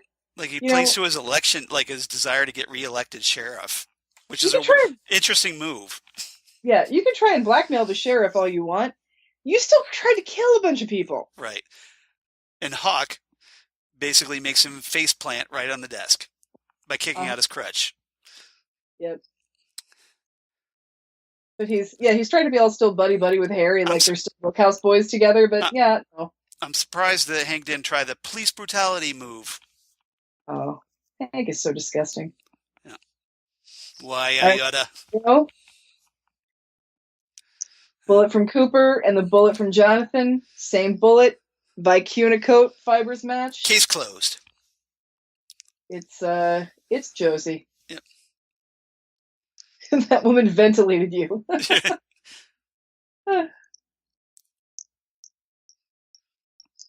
Say what you will, Kyle MacLachlan knows how to rock that red plaid shirt. He does. He sure does. And he's got his deputy badge on. Oh yeah, he's official. You think he? I guess he didn't want to go full uniform though. Well, yeah, that's the thing. Like Hawk, he at least get one of the. You think he at least get one of those sheriff's jackets? Yeah, that would be pretty cool. Because they were pretty sweet leather jackets. Those are pretty, and they look really warm too, like they're down or something. Yeah, they had that nice down lining. Aw. Look at Audrey trying to be all entrepreneurial. Right, she's got her rocking her business suit. Again, shouldn't she be in class? Yeah, why isn't she in school? So what she's doing is she's trying to get non-repeat visitors to come back to the Great Northern, but the problem is everyone who works here has known her for her whole life, right, and remembers her as this bratty little pain in the ass. So nobody's taking her seriously. Now, if you remember, this was the same desk that she stuck a hole or a pencil into that concierge's cup. Wait, stop talking. Oh, I'm sorry. Billy Zane just showed up. Having a little bit of a moment. Do you need to be alone? I need to be alone with the Billy Zane. You need to be alone for the Blu-ray for a little while. Well, I'm going to tell you something else. If you're going to get hooked on a TV show, having 1990s Billy Zane in your TV show helps. Also, maybe this is partially why you got hooked on Twin Peaks. Because you're like, who's this guy? That helps. It certainly helps. Yes. So I'll just sit here and be ignored for a while. Oh, you should probably talk because I'm just kind of breathless. It is hot. We go right from Albert Rosenfeld into John Justice Wheeler. It's just a whirlwind of hotties in this episode. Well, to be fair, Sherilyn Fenn is also in this scene. That's true. A little something for everybody. Exactly. Eye candy for everybody in the scene. Yeah, seriously. Oh. Don't. So Audrey initially is like not impressed with Jack. Well, and the thing is, he's talking about her being a cute child. It's like, I know you're like close to her age. You're probably closer to her age than you are to Benjamin Horne's age, but this is still a little weird. So I mean, he's younger than Cooper, so it's not as creepy. But if he's still referring to her as like some kid. It's a little creepy. Okay, that, by the way, that outfit, Yeah. it's a square dancing outfit. Did you know that? Yes, it is. Yeah. When I was growing up in Kettering, there was a community room at the golf course around the corner from me, and they would have like once a month they'd have Saturday night square dancing, and it would be what in the all world can like this be? 60 to 70-year-old ladies in those dresses. It was awesome. They were really good square dancers too. I'm sure they probably did it for a long time. So yeah, Audrey got a note. Well, part of a note. Just like Shelley and Donna got. Yeah. Ed forced to dust knickknacks. Oh. Ugly knickknacks. At least they don't have horrible, horrible wallpaper. Right. This is true. The paint, the paint on the wall is nice. It's a good color. They have ugly knickknacks and the giant fork and spoon that everybody seemed to have in like 1972. Yes. But they don't have horrible wallpaper. No. Or clowns. And they don't have like wood paneling either. No. Well, we haven't seen their basement rec room. You never know. This is true. It might be in the rec room. I do like their house. It's a nice little mid-century ranch. It's pretty cool. But Mike and I are in love. Yep, I'm wearing his Letterman's jacket. Oh, jeez. Stealing. Yep. Stealing By the way, honey, I'm banging Mike, a high school kid. Uh-huh. Well, and she's more talking about how it's like, it's not that, it's not that she's sleeping with someone other than her husband. It's that they're teenagers and they're doing it. Yes. Which I think is adorable. Yeah, so you can't really, I guess this wouldn't be considered statutory rape if she thinks she's a teenager. Well, and is Mike 18? I don't know. We don't know. I mean, the ages are so vague in this show, especially of the high school characters. Yeah, seriously.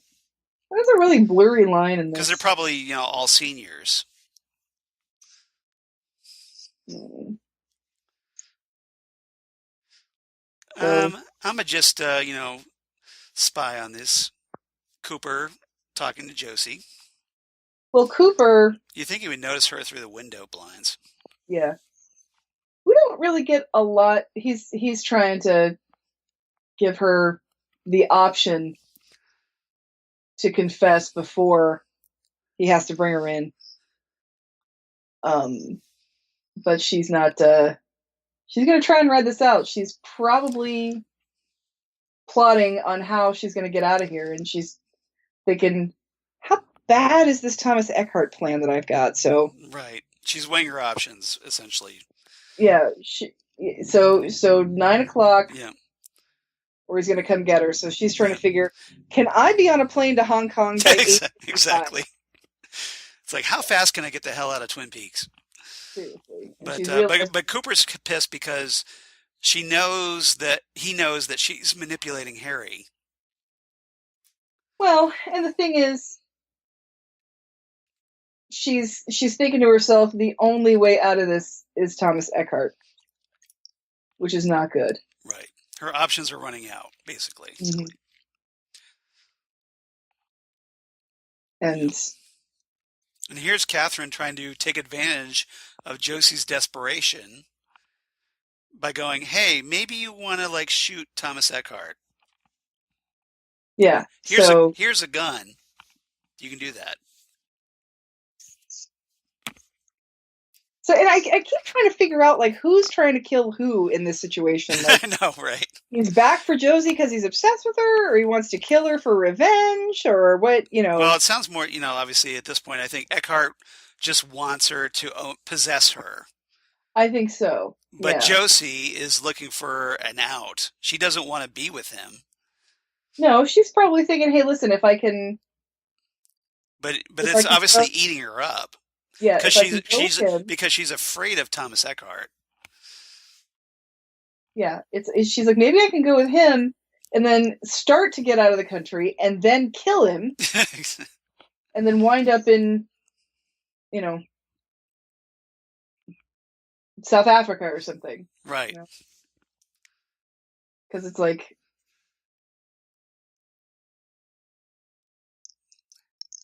Oh, what is that? You know, secret bookcase. Secret keys. Yep.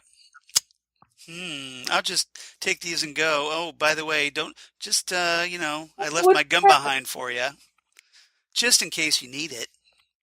Right next to Mary Queen of Scots. Yep.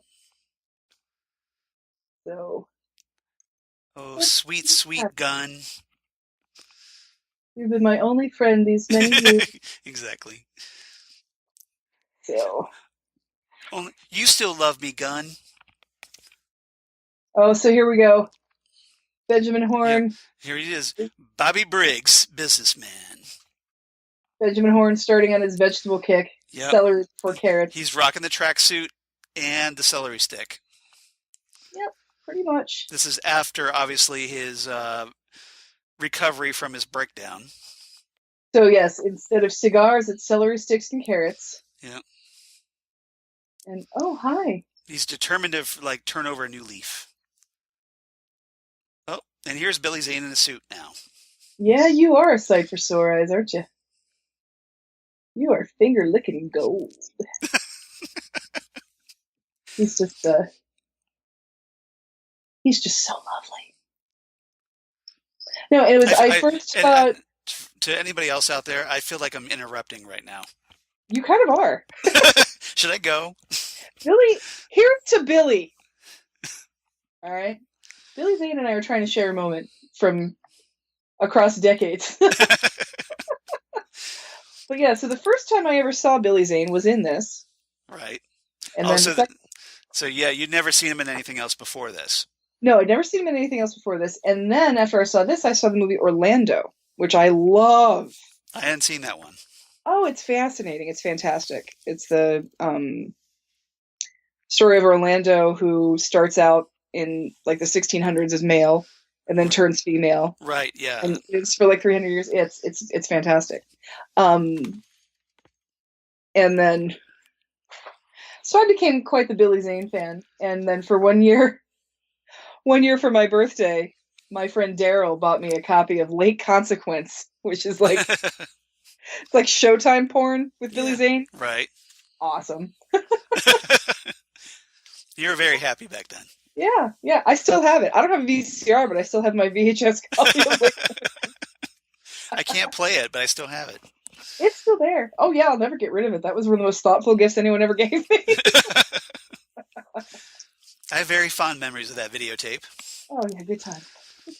So basically, Benjamin Horn is explaining to the family that they're going to start doing good things. Yes, they were the Stop Ghostwood campaign. Yes, they're going to start. They're going to try. Which obviously was a metaphor for the show and trying to save it and get it renewed for a third season. That never happened.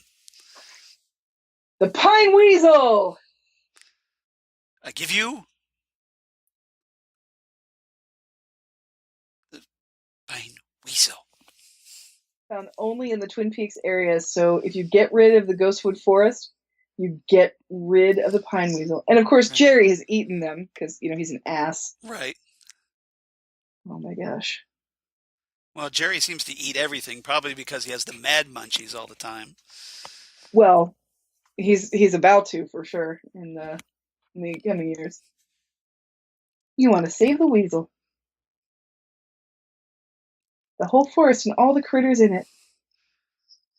It's like Ben just finished off that celery stick already.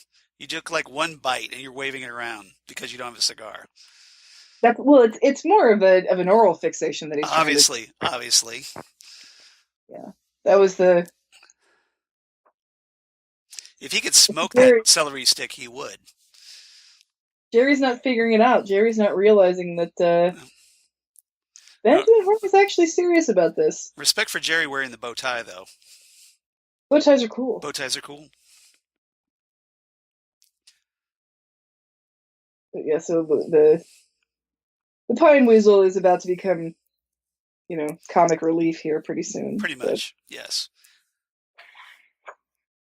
Yeah, so we save the forest, and then what do we do? Audrey is not impressed. Run for the Senate. Yep. Oh, gross. I cannot stand raw celery. I hate raw celery. Oh, see, I love raw celery. Oh, I cannot handle it. Of course, I'm a big Peter Davison fan, so that's why I love. But Well, that certainly helps. Oh, who's that? oh, hey, Shelley. One of Oh, Windermere- hey, Windermerle at the counter, leaving a envelope. Oh, somebody's going to come and visit Norma. Yep. Is it her sister? Who's left the convent and they have a bitch mother, so she has nowhere else to go? Yeah, she's horrible.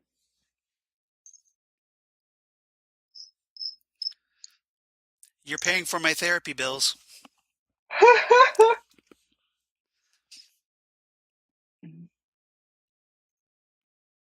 Every time I see the double R, I get hungry. I know, right? I want diner food. I want I want bacon. I want toast or something, and I then want like pie and omelets. Yeah. Like bacon and eggs and or then pancakes. Pancakes. That's what I want. Something, With yeah. bacon and pancakes. Oh, that's good time. That was so good. Seriously. All right, now I need to go to Denny's. Right? Denny's Run over on Olentangy. Yeah, right by my house. I know. So tempting. Oh, look. Shelley gets part of a poem, too. You get a poem. You get a poem. Everybody gets a poem. No, just those three girls. Okay, that's true. All you three girls get a poem. I think it's interesting how they nice pocketing of the tip, Norma. Right? I'm going to take that. Well, maybe they all put it all in like a collective, and then they kind of divvy it out equally for the day Oh, to keep it fair. So hopeful. Because that's what some of the waitresses used to do in my family restaurant growing up. That makes sense. Although I think that sucks, though, because... Yeah. Because, that way it was fair to everybody. Because some waitresses would be around to get tips, some were on their break or what have you. So that's how they worked around it. I guess if you're all just sort of collectively doing it, but if one person's doing a really good job and another one's slack... I've been loving you too long to stop now. Oh, so hopeful for them. Break out the Otis Redding.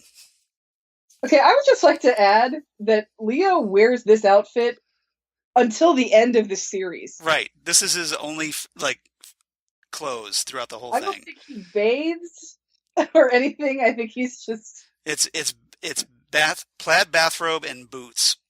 Yeah, I think yeah. But he's probably pretty gross by the end of this. Yeah. So. But he got his ponytail back. Oh, he's still got his brony tail. His bitchin' 90s ponytail. Yep. Yeah.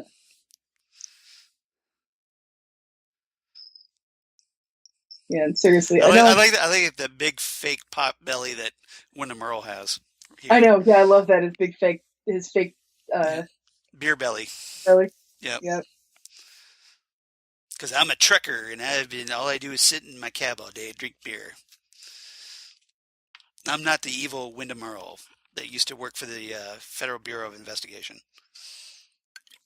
All right, that arrowhead is going to go in a stoner later on. Right. I'm just gonna spoil it for you. Yeah. This is true. Well, to be fair, he had it coming. No. Yep. You need to stay there. You need to always be in the jail. Yep. Get used to it, Hank. Oh, Hank gets a visitor.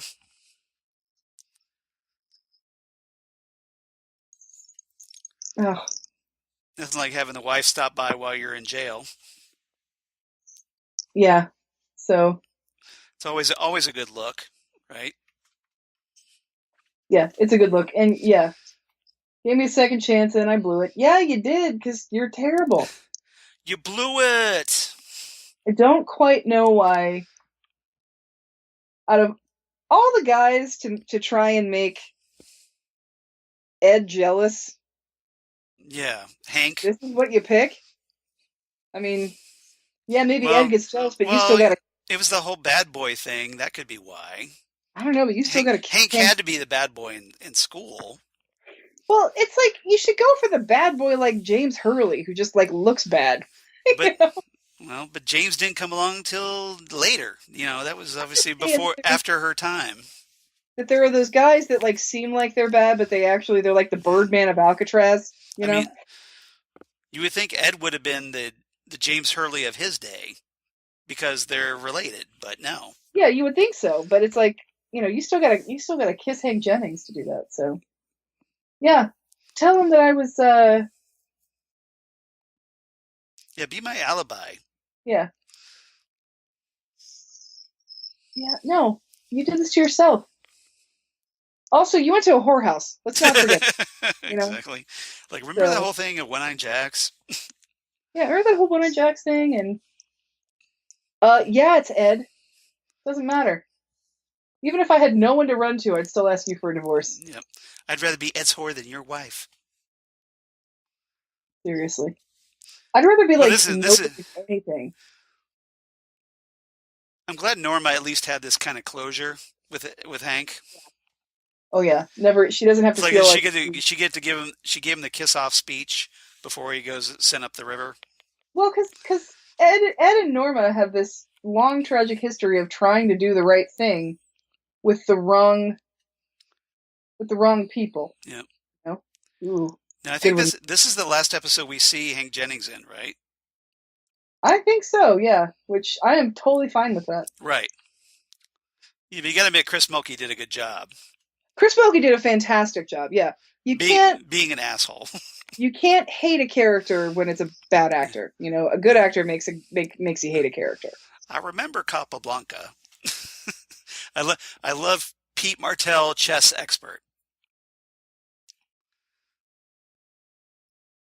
Close out the personals. He's a grandmaster of chess.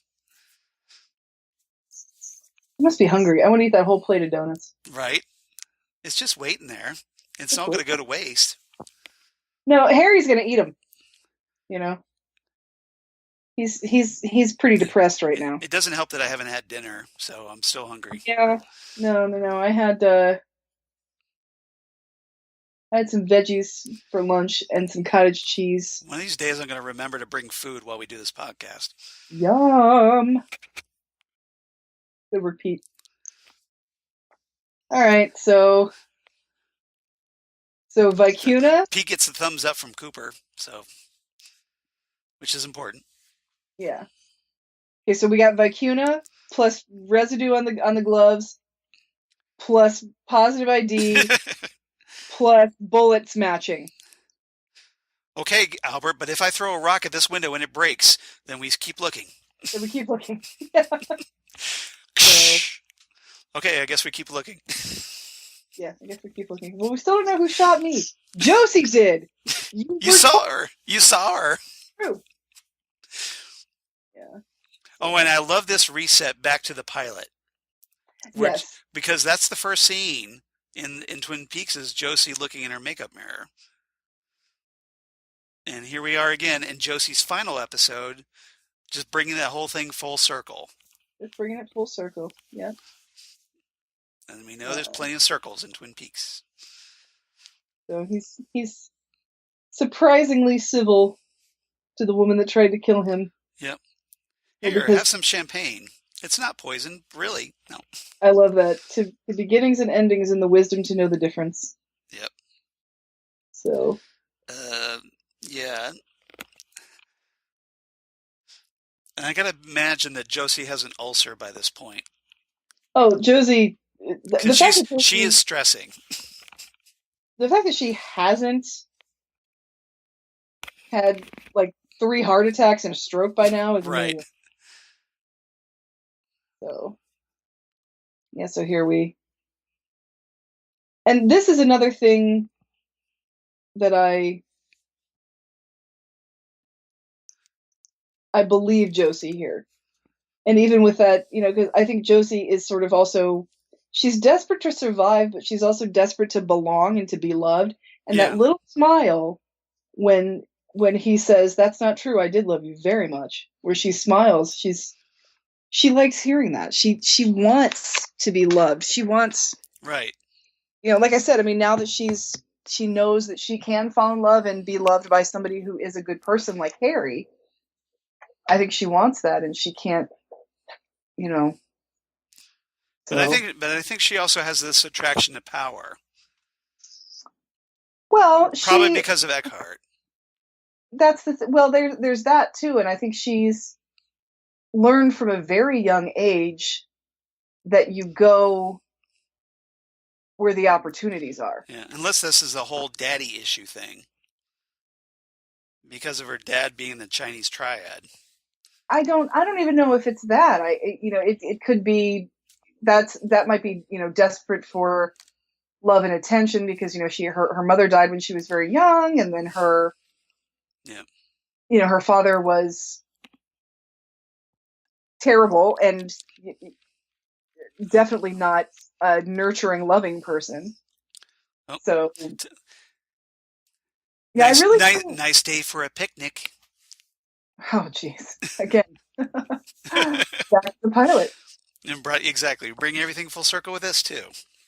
Yeah. Because this is, I think, also the last James Hurley episode. This is the last James Hurley episode. This is a big episode. It is. It's a big deal. And he doesn't come back until the return. Right. Until he shows up at the Roadhouse. Right. And Shelley sees him. James has always been cool.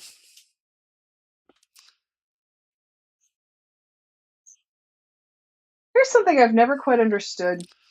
What? I think women like Lara Flynn Boyle with a lot of freckles are just cute as a button. I think freckles are adorable. And, while they are not the healthiest thing in the world to have, I think it's adorable. I know so many people who try to cover them up. They're just adorable. And I think I don't get that either. I mean, obviously, because of, me coming from an Irish background, and you had lots of gingers and whatnot that have, freckles and whatnot. That it's never been an issue with me. But just her with those freckles and all that hair, I think she's cute as a button.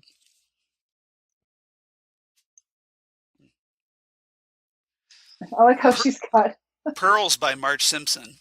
Yeah, seriously. I like how she has her ears pierced twice and she's got pearls in both of them. Well, she accessorized well. Yeah, she matched. She coordinated. And I do feel bad for Donna here. James is really he's kind of sacrificing their relationship to deal with his own drama. Yeah. And the thing is, he's obviously not in a place to be in a relationship if he's willing to sacrifice it for his own drama. Yeah. At the same time, it's not good for Audrey. Well, to be fair, I mean, he still has all these legal issues, as we talked about when we talked about the James Hurley saga. Well, no, they talk about that here, that he's been questioned by the police and he has all these. Yeah, but I mean, but he still has to show up in court. He does, but that doesn't mean he. And that's when everything spirals because they think that he did it or he's responsible for stuff. They were gonna blame him for everything, and then he took off. Yeah, but they figure it out. They picked apart. The defense attorney picked apart his testimony. Catherine is such a bitch in this scene. It's like, hey, I know you've got all this stuff in your lap, but you go answer the door while I sit here and stare at you. I think she's gone out. Yep. Oh yeah, here I'm gonna sell her out. Yep. Oh, I'll get up now. Yeah, now I'll get up. Now I'll get off my ass and and go to see who's at the door. Yep. He's going to go see Thomas Eckhardt. Thomas Eckhardt. Who is we don't really get to learn much more about him, do we? He's not really all that in the secret history, is he? Not really, no. So we know we just know of his history, his connection with Josie, but that's about it. We know he was partners, and he was partners with Andrew. He was partners with Andrew. I'm pretty sure he's from South Africa. Yeah, probably. It's like he starts out kind of with a South African accent, but then it kind of goes away. Yeah. It's like, so, he was a computer program at one time. Oh wait, no, that's a different movie.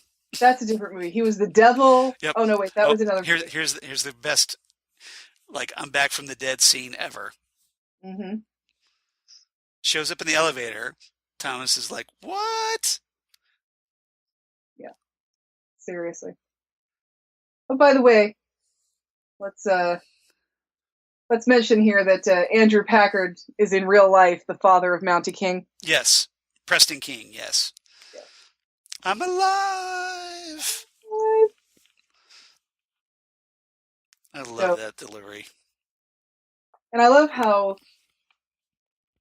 he's playing both of them. He's telling Josie that he knows that Thomas forced her into doing it. And now he's telling Thomas that Josie warned him about Thomas. So So basically, Josie was loyal. What I get from this is that Josie was loyal to Eckhart, but Andrew wants Eckhart to think that Josie wasn't loyal, so that they'll try and kill each other. And he has absolutely nothing to benefit from this except for the drama and the mayhem that this will cause. Right? Yeah, he's just getting it. This is his revenge. Right. To watch these two people go after each other. Right. So we know that so here's what we know about Thomas Eckhardt. He knows the business world of Hong Kong, right, and somehow can work lumber into that. I don't know how that works. Well, you got to build stuff. Yeah, that's true. How are you going to get... so what brought him to Hong Kong from South Africa is my question. And where did he meet up with what's her name? Josie. I'm assuming... you mean Miss Jones? Miss Jones, yeah. I'm assuming also South Africa. But, yeah, I'm not... Well, no. It could be Hong Kong because of British controlled Hong Kong. True, except earlier when you see them together, they're speaking to each other in Afrikaans. Oh, that's true. I forgot about that. You're right. You're absolutely right about that. I forgot about that. That's what, and like that combined. I always thought it was because of the British rule of Hong Kong, but you're absolutely right. Mm-hmm. So there's a, and he sort of occasionally falls in and out of a bit of a South African accent. Right. So because when he first calls her, he's like, "I was hoping we could get together." Oh, he's got a little bit of a South African accent going on there, but hey. So here's Jack having dinner with Audrey and her dad. Mm-hmm. So Audrey is still not impressed with Jack, although she's strangely attracted. How could you not be impressed with Jack? Well, I'll say this. Well, probably because of his association with Ben. That's exactly what I was going to say. Okay. I would be suspicious of anybody that wants to do business with my father. Right. So maybe that's why she needs to be convinced. Yes. So I think you're right. If he's so close with her father, he's probably as up to no good as her father is. So, and I told you, Ferbs came in here and jumped up on the table. So Hi, Ferbs. She's in here with us now. Keiko would be in here hearing me talk, but I got the door closed. Hey, hi, Ferbs. Hey, Ferbs. You're a Furby girl. Right. Ferbs is, of course, Zan's cat, for those wondering at home. Yes. In podcast land. Yes. Ferbs is short for Ms. Furbottom. But she's the latest addition to the Sprouse family. Yes, she is. Oh, we almost had another one. There was a cat at store. Oh, so sweet.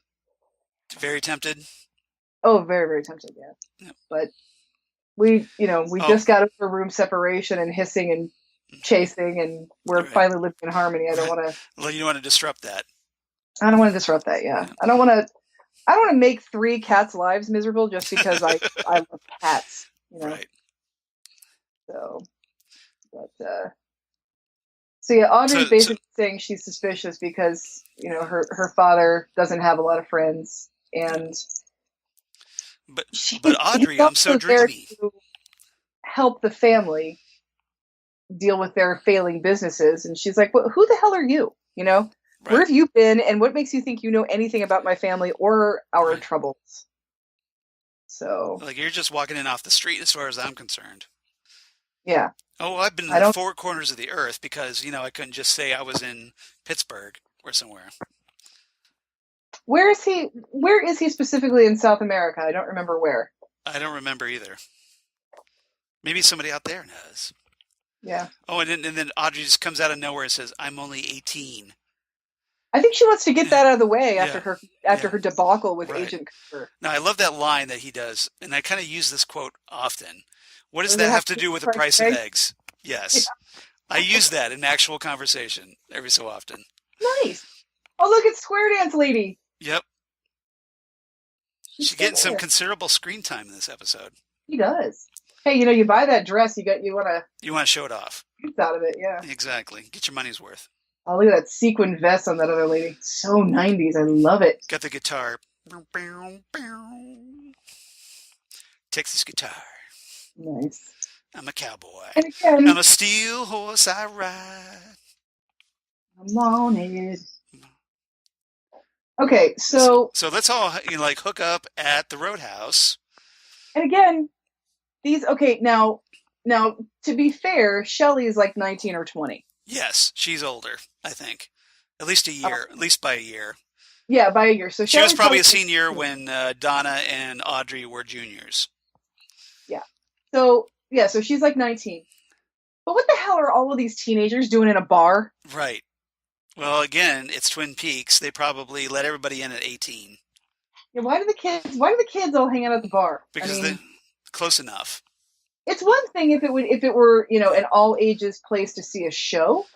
Well, to be fair, that Audrey and Donna aren't drinking alcohol, but Shelley is. No, that's true. But at the same time, it's... Yeah. Oh, and here's Windham Earl being all creepy at the end of the bar. And that's actually risky because that's the same costume he had on when he gave Shelley her note. Right. Shelley could have said, "Hey, that's the guy right down there." Let's keep in mind that, by the way, Windham Earl's nuts. Well, there's that. Okay, I forgot about that. Oh, and here's Cooper's practicing his fly fishing. Yeah, he's very cunning. So, is Cooper finally going to get to go fishing ever? He never. He never did. Maybe that's why he was all like, "What year is this? I need to go fishing." Yeah. So Josie is here at the Great Northern, and let me grab my gun. Cooper should be wearing Kevlar again, I think. You would think that down vest would have Kevlar lining in it. You would think so. A little too soon for Nomex. Yeah, so... And he goes in and listens at the door. Oh. Oh. There's a shot. Bang. Oh, what's going on?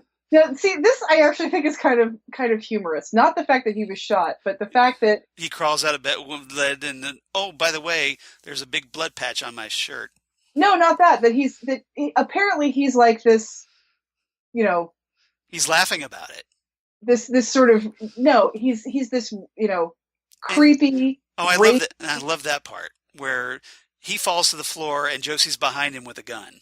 Yeah, just but here's the thing. Here's what I'm trying to say about Eckhardt. You get the feeling that he's like this creepy, weird, and anytime he's trying to capture somebody and force them into sex, it's probably going to be totally off the wall, right? Disgusting, creepy, kinky. Yeah. But he's here in grandpa pajamas. Exactly. It's you would think. Well, I got to think that that because Josie's she's in a dress. No, she's in some sort of sexy thing that he probably made her wear, but I would have expected him to be in a ball gag from a swing. I mean, you'd think he would be into some really bizarre stuff. Here's where Harry's world goes completely bad. And Josie's clutching her chest. Yeah. So shit. Like I said, she should have had this heart attack hours ago. And she's down. But yeah, so here they are just having this regular night in a hotel, and he's in grandpa pajamas, and you're like, really, Eckhardt? Oh, and here's the music. Doodly doodly doodly doodly doodly doodly. Yeah, this is not good. That's bad. She's dead, Jim. Yeah. Uh-oh. Spotlight. Nothing good happens in a spotlight. Nope, not on Twin Peaks, not on this show. And who's crawling out from behind the bed? This was my first exposure to. And he's laughing and ah! Yeah. Coop, what happened to Josie? Ha ha ha ha ha. And then we're not done. Nope. Michael Anderson And then here's Michael Anderson dancing again. This is the last time we see him until the finale, I think. I think you're right. Yeah. So what did you think seeing that moment? Well, I had known about a lot of that stuff. Those were the things that people talked about I'd heard the music and Yep. I knew who that was, but I didn't quite understand. Oh, and here's the pan to the nightstand. Yeah, why they were showing them. But then hearing my friend screaming, I sort of knew what was supposed to happen with Bob. So, Josie, hey, you're in the knob. So Josie is trapped somewhere, and we have no idea where. It's presumably hell. But is it hell? Is it one of the lodges? Is it This was a really cool effect they did by having like her face extend out from the knob. Oh yeah, that was really with super the cool. whole because this is very early CGI work here. Yeah. So, or what's that? What was it they called it in the Return? The Zone. Oh yeah, I know what you're talking about. You mean the website? Yeah. Yeah. Is that where she is? It's like we have no idea where Josie is. Well, I would think, maybe she's with like Major Briggs's head. See, that's like the Zone or something like that. Yeah, It's something complete. It's not one of like the that, like the kind of limbo realm. Which is, I kept expecting Josie in those weird situations when we saw The Return. Right. Because we don't know where Josie is. It's something completely different. And now for something completely different. Is it time for the penguin on top of our television to explode? So that's our episode, everybody. That was Zan's first exposure to Twin Peaks. I'm so glad I got to watch that with you. That was my first exposure to Twin Peaks, yes. And it got me hooked. So after that, you were just like, wow, that was amazing, or I need to know more? Or they were really hot. Two really hot guys in this show. I need to keep watching this. So you're just in it for the hot guys at this point. Well, the hot guys are they're a bonus. They're just a bonus. Okay. So. But you're just like, okay, I'm watching from this point on completely. Yeah, this is I was completely hooked from this point on. Yeah. That's awesome. And here you are all those years later, and you're doing a podcast with yours truly. I know. See, this is... And all of you get to enjoy it out there in podcast land. Twin Peaks is a lifelong love, kids. You know, you don't You're in it for the long haul. Yeah, you don't just say, oh, I used to watch Twin Peaks. Yeah, no, you didn't. You obsessed over it, and you liked it. Yeah, if you just watched Twin Peaks, yeah, you weren't even paying attention. You didn't do it right. Yeah, we're not doing it right. You're not Twin Peaksing right. You're not playing right. You're not playing by the rules. Nope. So, but so a little aftermath after all this. The episode Wounds and Scars, the very next episode, I believe. Hawk reports Harry's condition to Cooper. This is after, Josie's dead and Harry's not taking it too well. Harry's just sort of holed up in his house, drunk off. Yep. Off his rocker, basically. And Miss Jones is lurking around. Miss Jones is kind of a badass, and although I kind of hate her. Yep. Because,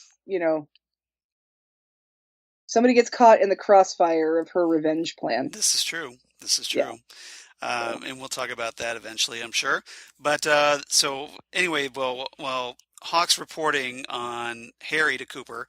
They talk about the unusual circumstances of Josie Packard's death because her body only weighs 65 pounds. Dun, dun, dun. Now, she's not a large person by any means, but 65 pounds is like... Right. So presumably like say, 50 pounds? There's 50 unaccounted pounds that's... 65 pounds is like what, like a 10-year-old weighs. Yes. Something like that. Yeah. So the question is, what happened? So obviously, was this like her life force, or was this, just her insides were hollowed out somehow? Well, yeah, that's the thing. It's like where did that mass go? Where did it go? It's not the traditional 21 grams. Right. but something's weird. Something's weird with what's going on with Josie, and we never find out. No, we don't. It's like waiting for me to write about it in a book. Somebody. Come on. Yeah, so Mark Frost, we're counting on you. Yeah, I know. We need one more book from Mark Frost, at least. Yeah, we're counting on Mark Frost. We need to fill in this little gap here. Yes, we do. What happened to Josie? I would have loved to. Do you remember when they that fake website they started for the people who were in the Zone cult with Matthew Lillard? Right. I would have loved it if there had been some sort of I saw this ghost of this tiny, beautiful Asian. Yeah. I would have seen something like that. Well, what I was thinking was when we were watching The Return, and we didn't know who Nido was. I was wondering because she was played by an Asian actress. I'm like, is Nido really actually Josie? Well, and you don't know who Nido is because she has no face. Right, exactly. I just knew that she was played by, a Japanese actress. So I was like, well, I know that Josie was Chinese, but is it maybe it's because she's Asian? Is that, supposed to be Josie or what? That would have been cool. That would have been cool, but turned out to be someone completely different, but in a different cool way. But in a different cool way, yes. Yes, as we found out. Now, a few episodes later after this, in The Path to the Black Lodge, at the Great Northern, Ben claims to see Josie in a wooden object. And so does Pete, who claims to see Josie's face above the fireplace. Because Pete kind of lost his mind a little bit about this Josie thing. I don't know. He stands over he stands at the fireplace and talks to it and stuff. But the thing is, we don't see him seeing Josie. No, we don't see Josie again. We just hear them talk about it. Right. So, but there's that kind of illusion that because we know that she's in the drawer knob, so presumably her soul is trapped in the Great Northern somehow. Well, she's somehow trapped in the Great Northern, but damned to be trapped in the Great Northern. But behind something, behind everything. Yeah. She's probably she's in the yellow wallpaper. Yes. There's no way to get at her. Yes. Yeah, she basically she's in a different realm inside the Great Northern. Like a parallel dimension. Right. That it's that parallel dimension just happens to be in the same place that the Great Northern is, and she's can't quite break through one of them. And what dimension are you even in? What year is this? Yeah. So see, I threw out a Twilight Zone reference. You threw out the Twin Peaks reference because hey, we're a Twin Peaks podcast. Yeah, that's right. But so that's basically it for Josie's story. We don't find out anything else. Oh, she is as much of an enigma in death as she was in life, if not more so. She's an enigma, wrapped in a riddle, wrapped in a conundrum. Wrapped in a vest. Wrapped in a vest. We were so close to getting out of this episode without a Simpsons reference. But... Well, no, I made that Marge Simpson necklace reference. Oh, you did? That's right. Yeah, but you making the Simpsons reference because you are our guy to all things Simpson. I am, sadly. Did I mention that I was at Pins Mechanical in Dublin? This kind of retro arcade bar thing. Yeah, they have duck pin bowling and but they also had a Simpsons video game. They do. Have you arcade played that? game? No, but I haven't. Great. Yeah, so just I wonder if Zan knows about this. It's really good, and Marge is actually a good character to play because you fight characters it's a 4-player game, and you fight characters as the family. And Homer punches people out, Lisa whacks people with a saxophone, Bart whacks people with a skateboard, right. And Marge beats up people with the vacuum cleaner. She's pretty good fighter. Nice. And then Maggie swoops in occasionally to give you an extra life. Oh, that's cool. Yeah, it's a really fun game. Yeah, it was from 1990, I think. Yeah, I'm sure that would be the Simpsons heyday. Yeah. Yeah. So yeah. When it really got on the scene and just took over pop culture wise. Exactly. So what's your rating for this episode? My rating for this episode, boy, that's a good question. That's why I posed it. My gut reaction is a 10 out of 10. Okay. but there are some things that I think are... See, now here's the problem. I'm trying to think of this as a standalone thing, and not how in the whole storyline. Not how disappointed I am in some of the things that this episode suggests, but doesn't follow through on. One of those being that it still takes Ed and Norma 25 years to be together. Right. And one of those being we never find out what happens to Josie, and she never even comes back in the realm she's in. So I'm trying to take that disappointment out of this. But I'm still going to have to... I think I'm going to give this a 10 out of 10 puppy dog breakfast faces. Nice. Very nice. So, yeah. The reason I'm giving it a 10 out of 10 is because... Because it was your gateway episode? Well, it's my gateway. Well, I'm trying to not be personal with it. I think it does a good job. It does do a good job of wrapping up the Josie storyline. Mm-hmm. And it does the typical Twin Peaks thing where when you wrap up one storyline, you open like 80 more. Yeah. Well, I mean, it also wraps up James's storyline, Hank's storyline. That's one of my favorite things about this. Hank is going down. But they introduced the Ghostwood storyline. Right. The Pine the Weasel storyline. The Pine Weasel gets introduced. Jack gets introduced. Jack gets introduced for sure. I like that. And then the Wyndham Earl thing starts really ramping up in this episode because now... Yes, he's kidnapped Leo, but you kind of don't give a shit about Leo. But he's actually interacting with, like he's being actively involved with the... He's now a threat to everyone in this town, not just Cooper. Right. So he becomes a really menacing, imposing character in this. And he could turn up anywhere at this point. Exactly. And so... And now, and it also opens the door for...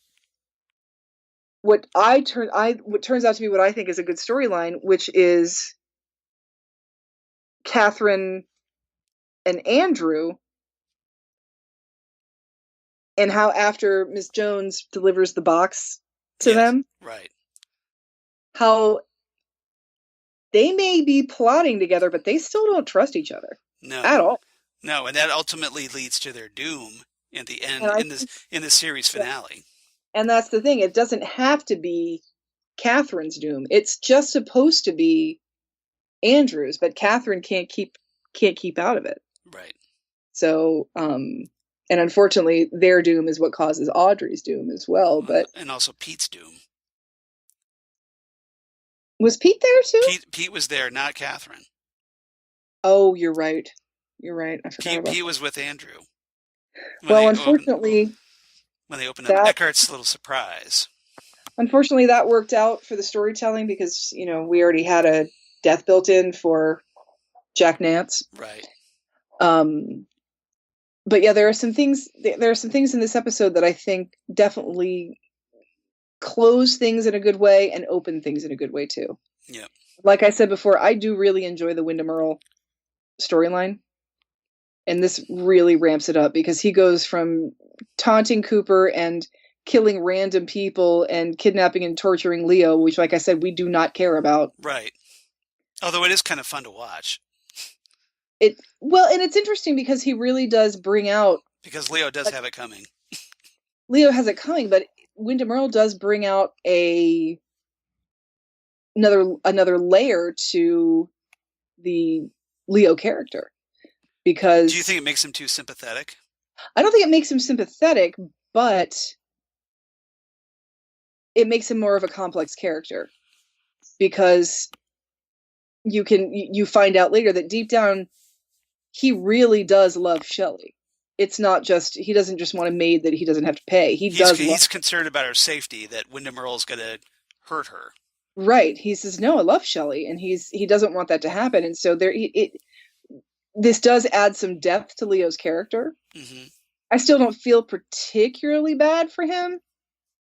Because I'm sorry, anything bad that ever happens to a spousal abuser is fine with me. Right. Okay. Yeah, it's kind of hard to be sympathetic toward them. It's hard to be sympathetic, yeah. So, and a spousal abuser, a rapist, a drug dealer, and a murderer. He's a sweet guy. He's got a lot of irons in the criminal fires there. Exactly. Giving Hank Jennings a run for his money. Oh, geez. All Yeah, right. at least Leo can pull it off. This is true. Leo, yeah, people are pretty much suspecting Leo, but Leo's never been in jail for, he didn't go to prison for a long time. No. He was just he avoided prison by getting injured. I mean, he's done his brain damaged. He's probably done 30 days in the county lockup, but nothing like Hank Jennings. Yeah, exactly. Well, yeah, remember, wasn't he in in a holding cell and while he's on the road? He was in jail. Hungry Horse, Montana. Yeah, he was in jail the night Teresa Banks was murdered, so he's cleared. Leo locked inside a hungry horse or whatever.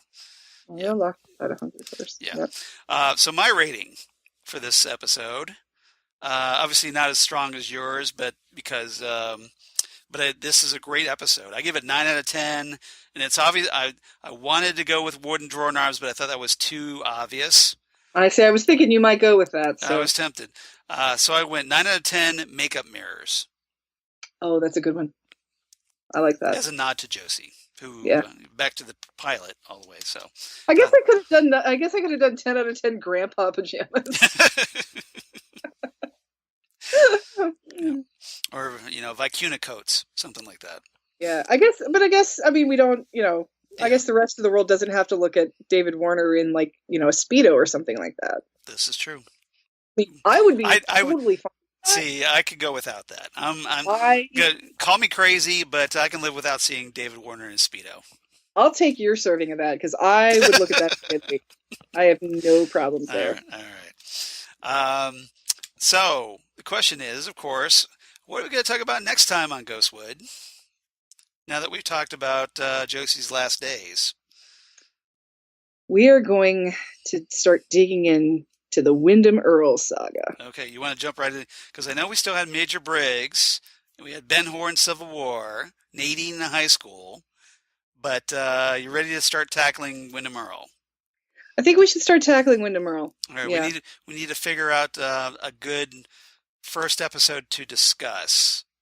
Well, I think we can maybe start with Major Briggs and lead into Wyndham Earle because they kind of come together. Okay. They kind of start. The storylines start merging. Yeah. Well, all right, we'll figure it out. All right, we'll figure something. We'll figure something out. But that's what we'll talk about. Episode 54. I know a lot of people have been waiting for us to get to Wyndham Earle, probably. Yes. So now let's finally start getting into Wyndham Earle. Ouch. All right. So that's what we'll talk about next time. So if you got any thoughts about Wyndham Earle and you want to share them with us, we'd love to hear from you. So you can drop us a line at GhostwoodCast on the Twitter machine, or you can email us at ghostwoodpodcast@gmail.com. The Gmail. Or our Facebook page, Ghostwood, the Twin Peaks Podcast, where Zan's going to post some pictures, sounds like. And we're going to, we'll have probably more news about our upcoming Twin Peaks event here in Columbus. Yes, there's currently a link on there if you want to look for tickets. Yep. So we'll do that. And talk about, of course, any Twin Peaks cool stuff, shit postings, what have you, that we just find interesting. We'll post those there. You can also... speaking of Twin Peaks shit posting. Yes. Did I just remind you of something? Have you seen those horrible ones? It's the close up of Laura and Leland in that family photo of the three of them. Yeah. And they're labeled as any sort of phrase where something is in something else. Yeah. And they write the first thing as Leland and then the second thing as being Laura. It's just awful. like one of them, probably the most pervertedly creative one is they say that Leland is fish and Laura's percolator. And then another one I saw was, Leland's dust and Laura's the wind. Nice. Stuff like that. Nice. There's like a never-ending cavalcade of those that I've seen recently. But That's fun. Fish and percolator was probably. That's a good one. It's going to be hard to top that one. Yeah, that's going to be hard. That's good. All right. So now that your eyes are getting all sore and rubby. Yeah, I've been petting the cat. Oh, that would be why. All right. So, Zan, where can they reach you on the interwebs? Well, I am on the Facebook, and I'm on the Twitters. Yeah. And the Instagrams, which I need to post some more stuff on the Instagrams. I don't think I've done photos of the backyard yet there. And on the Twitters and the Instagrams, I'm Udinax19. Yeah. And you can always find me at the Twin Peaks podcast, the Ghostwood Twin Peaks podcast page. What about you, Charles? Please do. You're not in as many places anymore, are you? Not as many. Well, no, because the Google Plus went away. The Google Plus for all the crazy kids on the Google Plus went away, so that's gone. Yep, so you're not on the Google Plus. And Fandom Zone podcast is kind of on indefinite hiatus. But otherwise, you can reach me on the Twitter machine at Charles. So is the Fandom Zone podcast in the Phantom Zone? Unfortunately, yes, at the moment. Yes. Forgive me. Yep. It's kind of like I want to say it's kind of like Josie in the drawer knob, really. It's like Ghostwood in here. It's like Ghostwood in here, exactly. So as for me, you can reach me on Twitter at Charles Skaggs, on the Instagram at Charles Skaggs, or Facebook, of course, Charles Skaggs in Hilliard, Ohio, and my blog of geeky things. Damn good coffee and hot. Damn good coffee and hot, where I talk about all the stuff we talk about here on Ghostwood, including Twin Peaks, David Lynch, all kinds of comic book sci-fi news, movie reviews. Are you going to post a review of Twilight Zone? I might. I'd say now, I didn't watch, since you're talking about Twilight Zone really quick, I watched Nightmare on 30,000 at 30,000 feet. That really good, wasn't it? That was good. I like that one. I haven't watched The Comedian because I was more interested in Nightmare in 30,000 feet. But Nightmare in a different direction, and I loved it. I thought it was really fascinating. Yeah, it's not for those expecting a complete remake of Nightmare at 20,000 feet with William Shatner. It's not. No, you're not going to get it. Yeah. No. But it's a solid updating. You get a nice nod to it, though. Yeah, you do. You do. Yeah, get a nice nod to it. No, The Comedian. You're obviously the big Twilight Zone fan, so were you happy? This has been like the highlight of my year so far. I was waiting for Twilight Zone. I'm so excited. Are you happy with the series so far? I'm very, very happy with it. What I think was funny, though, is when Jordan Peele, actually in The Comedian, when he's doing his serious narration, his Rod Serling voice, mm-hmm. It sounded for a few minutes like his Obama voice. It does, doesn't it? Yeah, you kind of like as a Key and Peele fan. Yeah, Jordan Peele. He did this great Obama impression. Right, but he's talking all matter of factly, like Rod Serling, but it does slip into his Obama impression because it kind of sounds like his Obama voice, which I thought was really funny.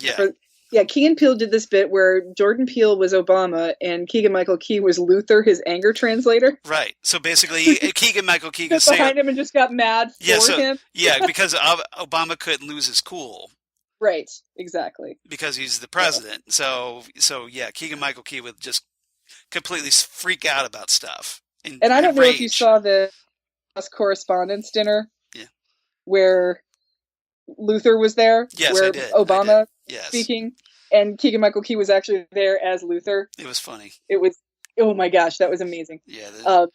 But yeah, the Comedian, it's gotten mixed reviews online, but I really liked it. I wasn't sure until the very end what way it was going to go. And of course, Jordan Peele has shown us that, comedic geniuses can be masters of horror as well.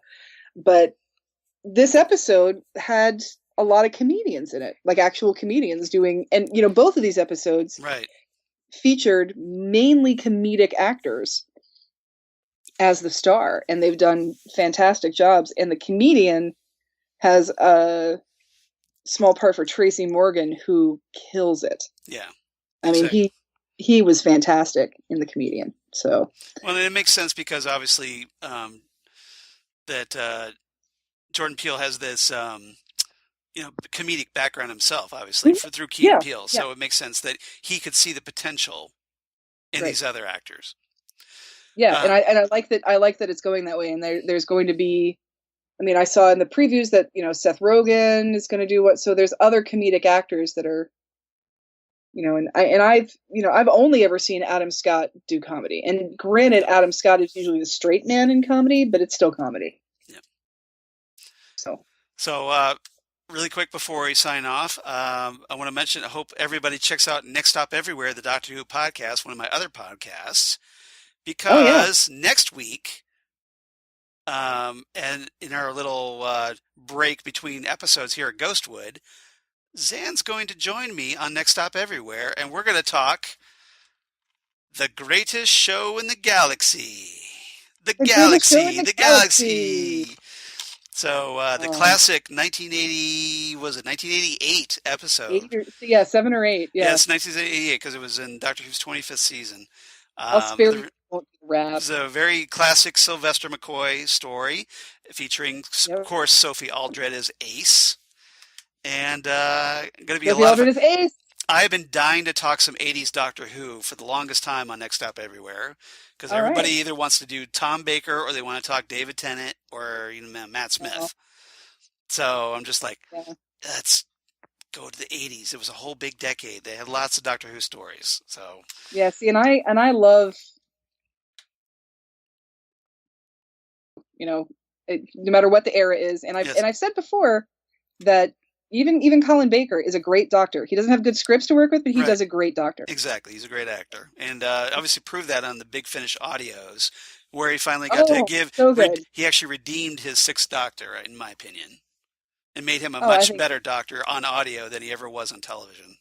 yeah, yeah, you have, Because you didn't have to look at that costume for one thing. what are you talking about with the little kitty cat? I love that No, costume. the whole multicolored, Doctor Who and the Amazing clown Technicolor costume. Dreamcoat. Yeah, Yeah, I exactly. love it. But yeah, Colin Baker, Timothy Dalton, Hmm. Wesley Crusher. Yeah. Yeah, Will Wheaton as Wesley Crusher. Great actors who had decent characters that did not have good scripts behind them. Well, see, I'm a big Dalton fan as Bond. Those aren't good movies, though. Those are not good scripts. Living Daylights is. License to Kill isn't. License. I agree with that. Yeah. I agree. License to So Kill. License to Kill is probably my least favorite Bond movie. yeah, it's not good, No, but he's a but fantastic James Bond. he is, and He's one everybody. of my I love favorites. the fact that I'm a big Dalton fan of him as Bond because he was so intense. He was very intense, and he's a lot like Daniel Craig in that he's attractive Right. but rugged. Yeah, he was Daniel Craig before Daniel Craig, But obviously. he could still a face like that could take a punch or two, but still be beautiful, like Daniel Craig. Right. Whereas, as much as I love Pierce Brosnan, I think his Bond is a little too delicate. Yeah, and he wasn't so comedic like Roger Moore. Obviously, it was a much welcome change from Roger Moore. And yeah, Roger Moore was another one, a little too delicate and a little Yeah. too funny. Right. Now that doesn't. I'm not trying to sit here and tell you that I don't love For Your Eyes Only, because I do. Yeah, that's one of my favorites too. But it's terrible. It's a terrible movie. It's not good. But in a good way. Yeah. It's a good bad movie. So yeah, check us out on Next Stop Everywhere, everybody. This is going to be, was it episode 139 Nice. as we talk the greatest show in the galaxy. So yeah, so next week we're going to talk, Zan and I are going to talk Next Stop Everywhere. We'll record that, and then we'll come back the week after, and we'll talk the Wyndham Earl. We'll start getting into the Wyndham Earl saga. Heck yeah. The obviously second major storyline. Yep. Which plays, there's a lot of good stuff to talk about. I'm not sure we'll be able to get to finish it all because there's so much Yeah, stuff. I don't know if we'll be able to finish it all. But Either, this kind of might be like a prelude to Wyndham Earle, or part one at least, and then we'll have to probably pick up the rest later. But yeah.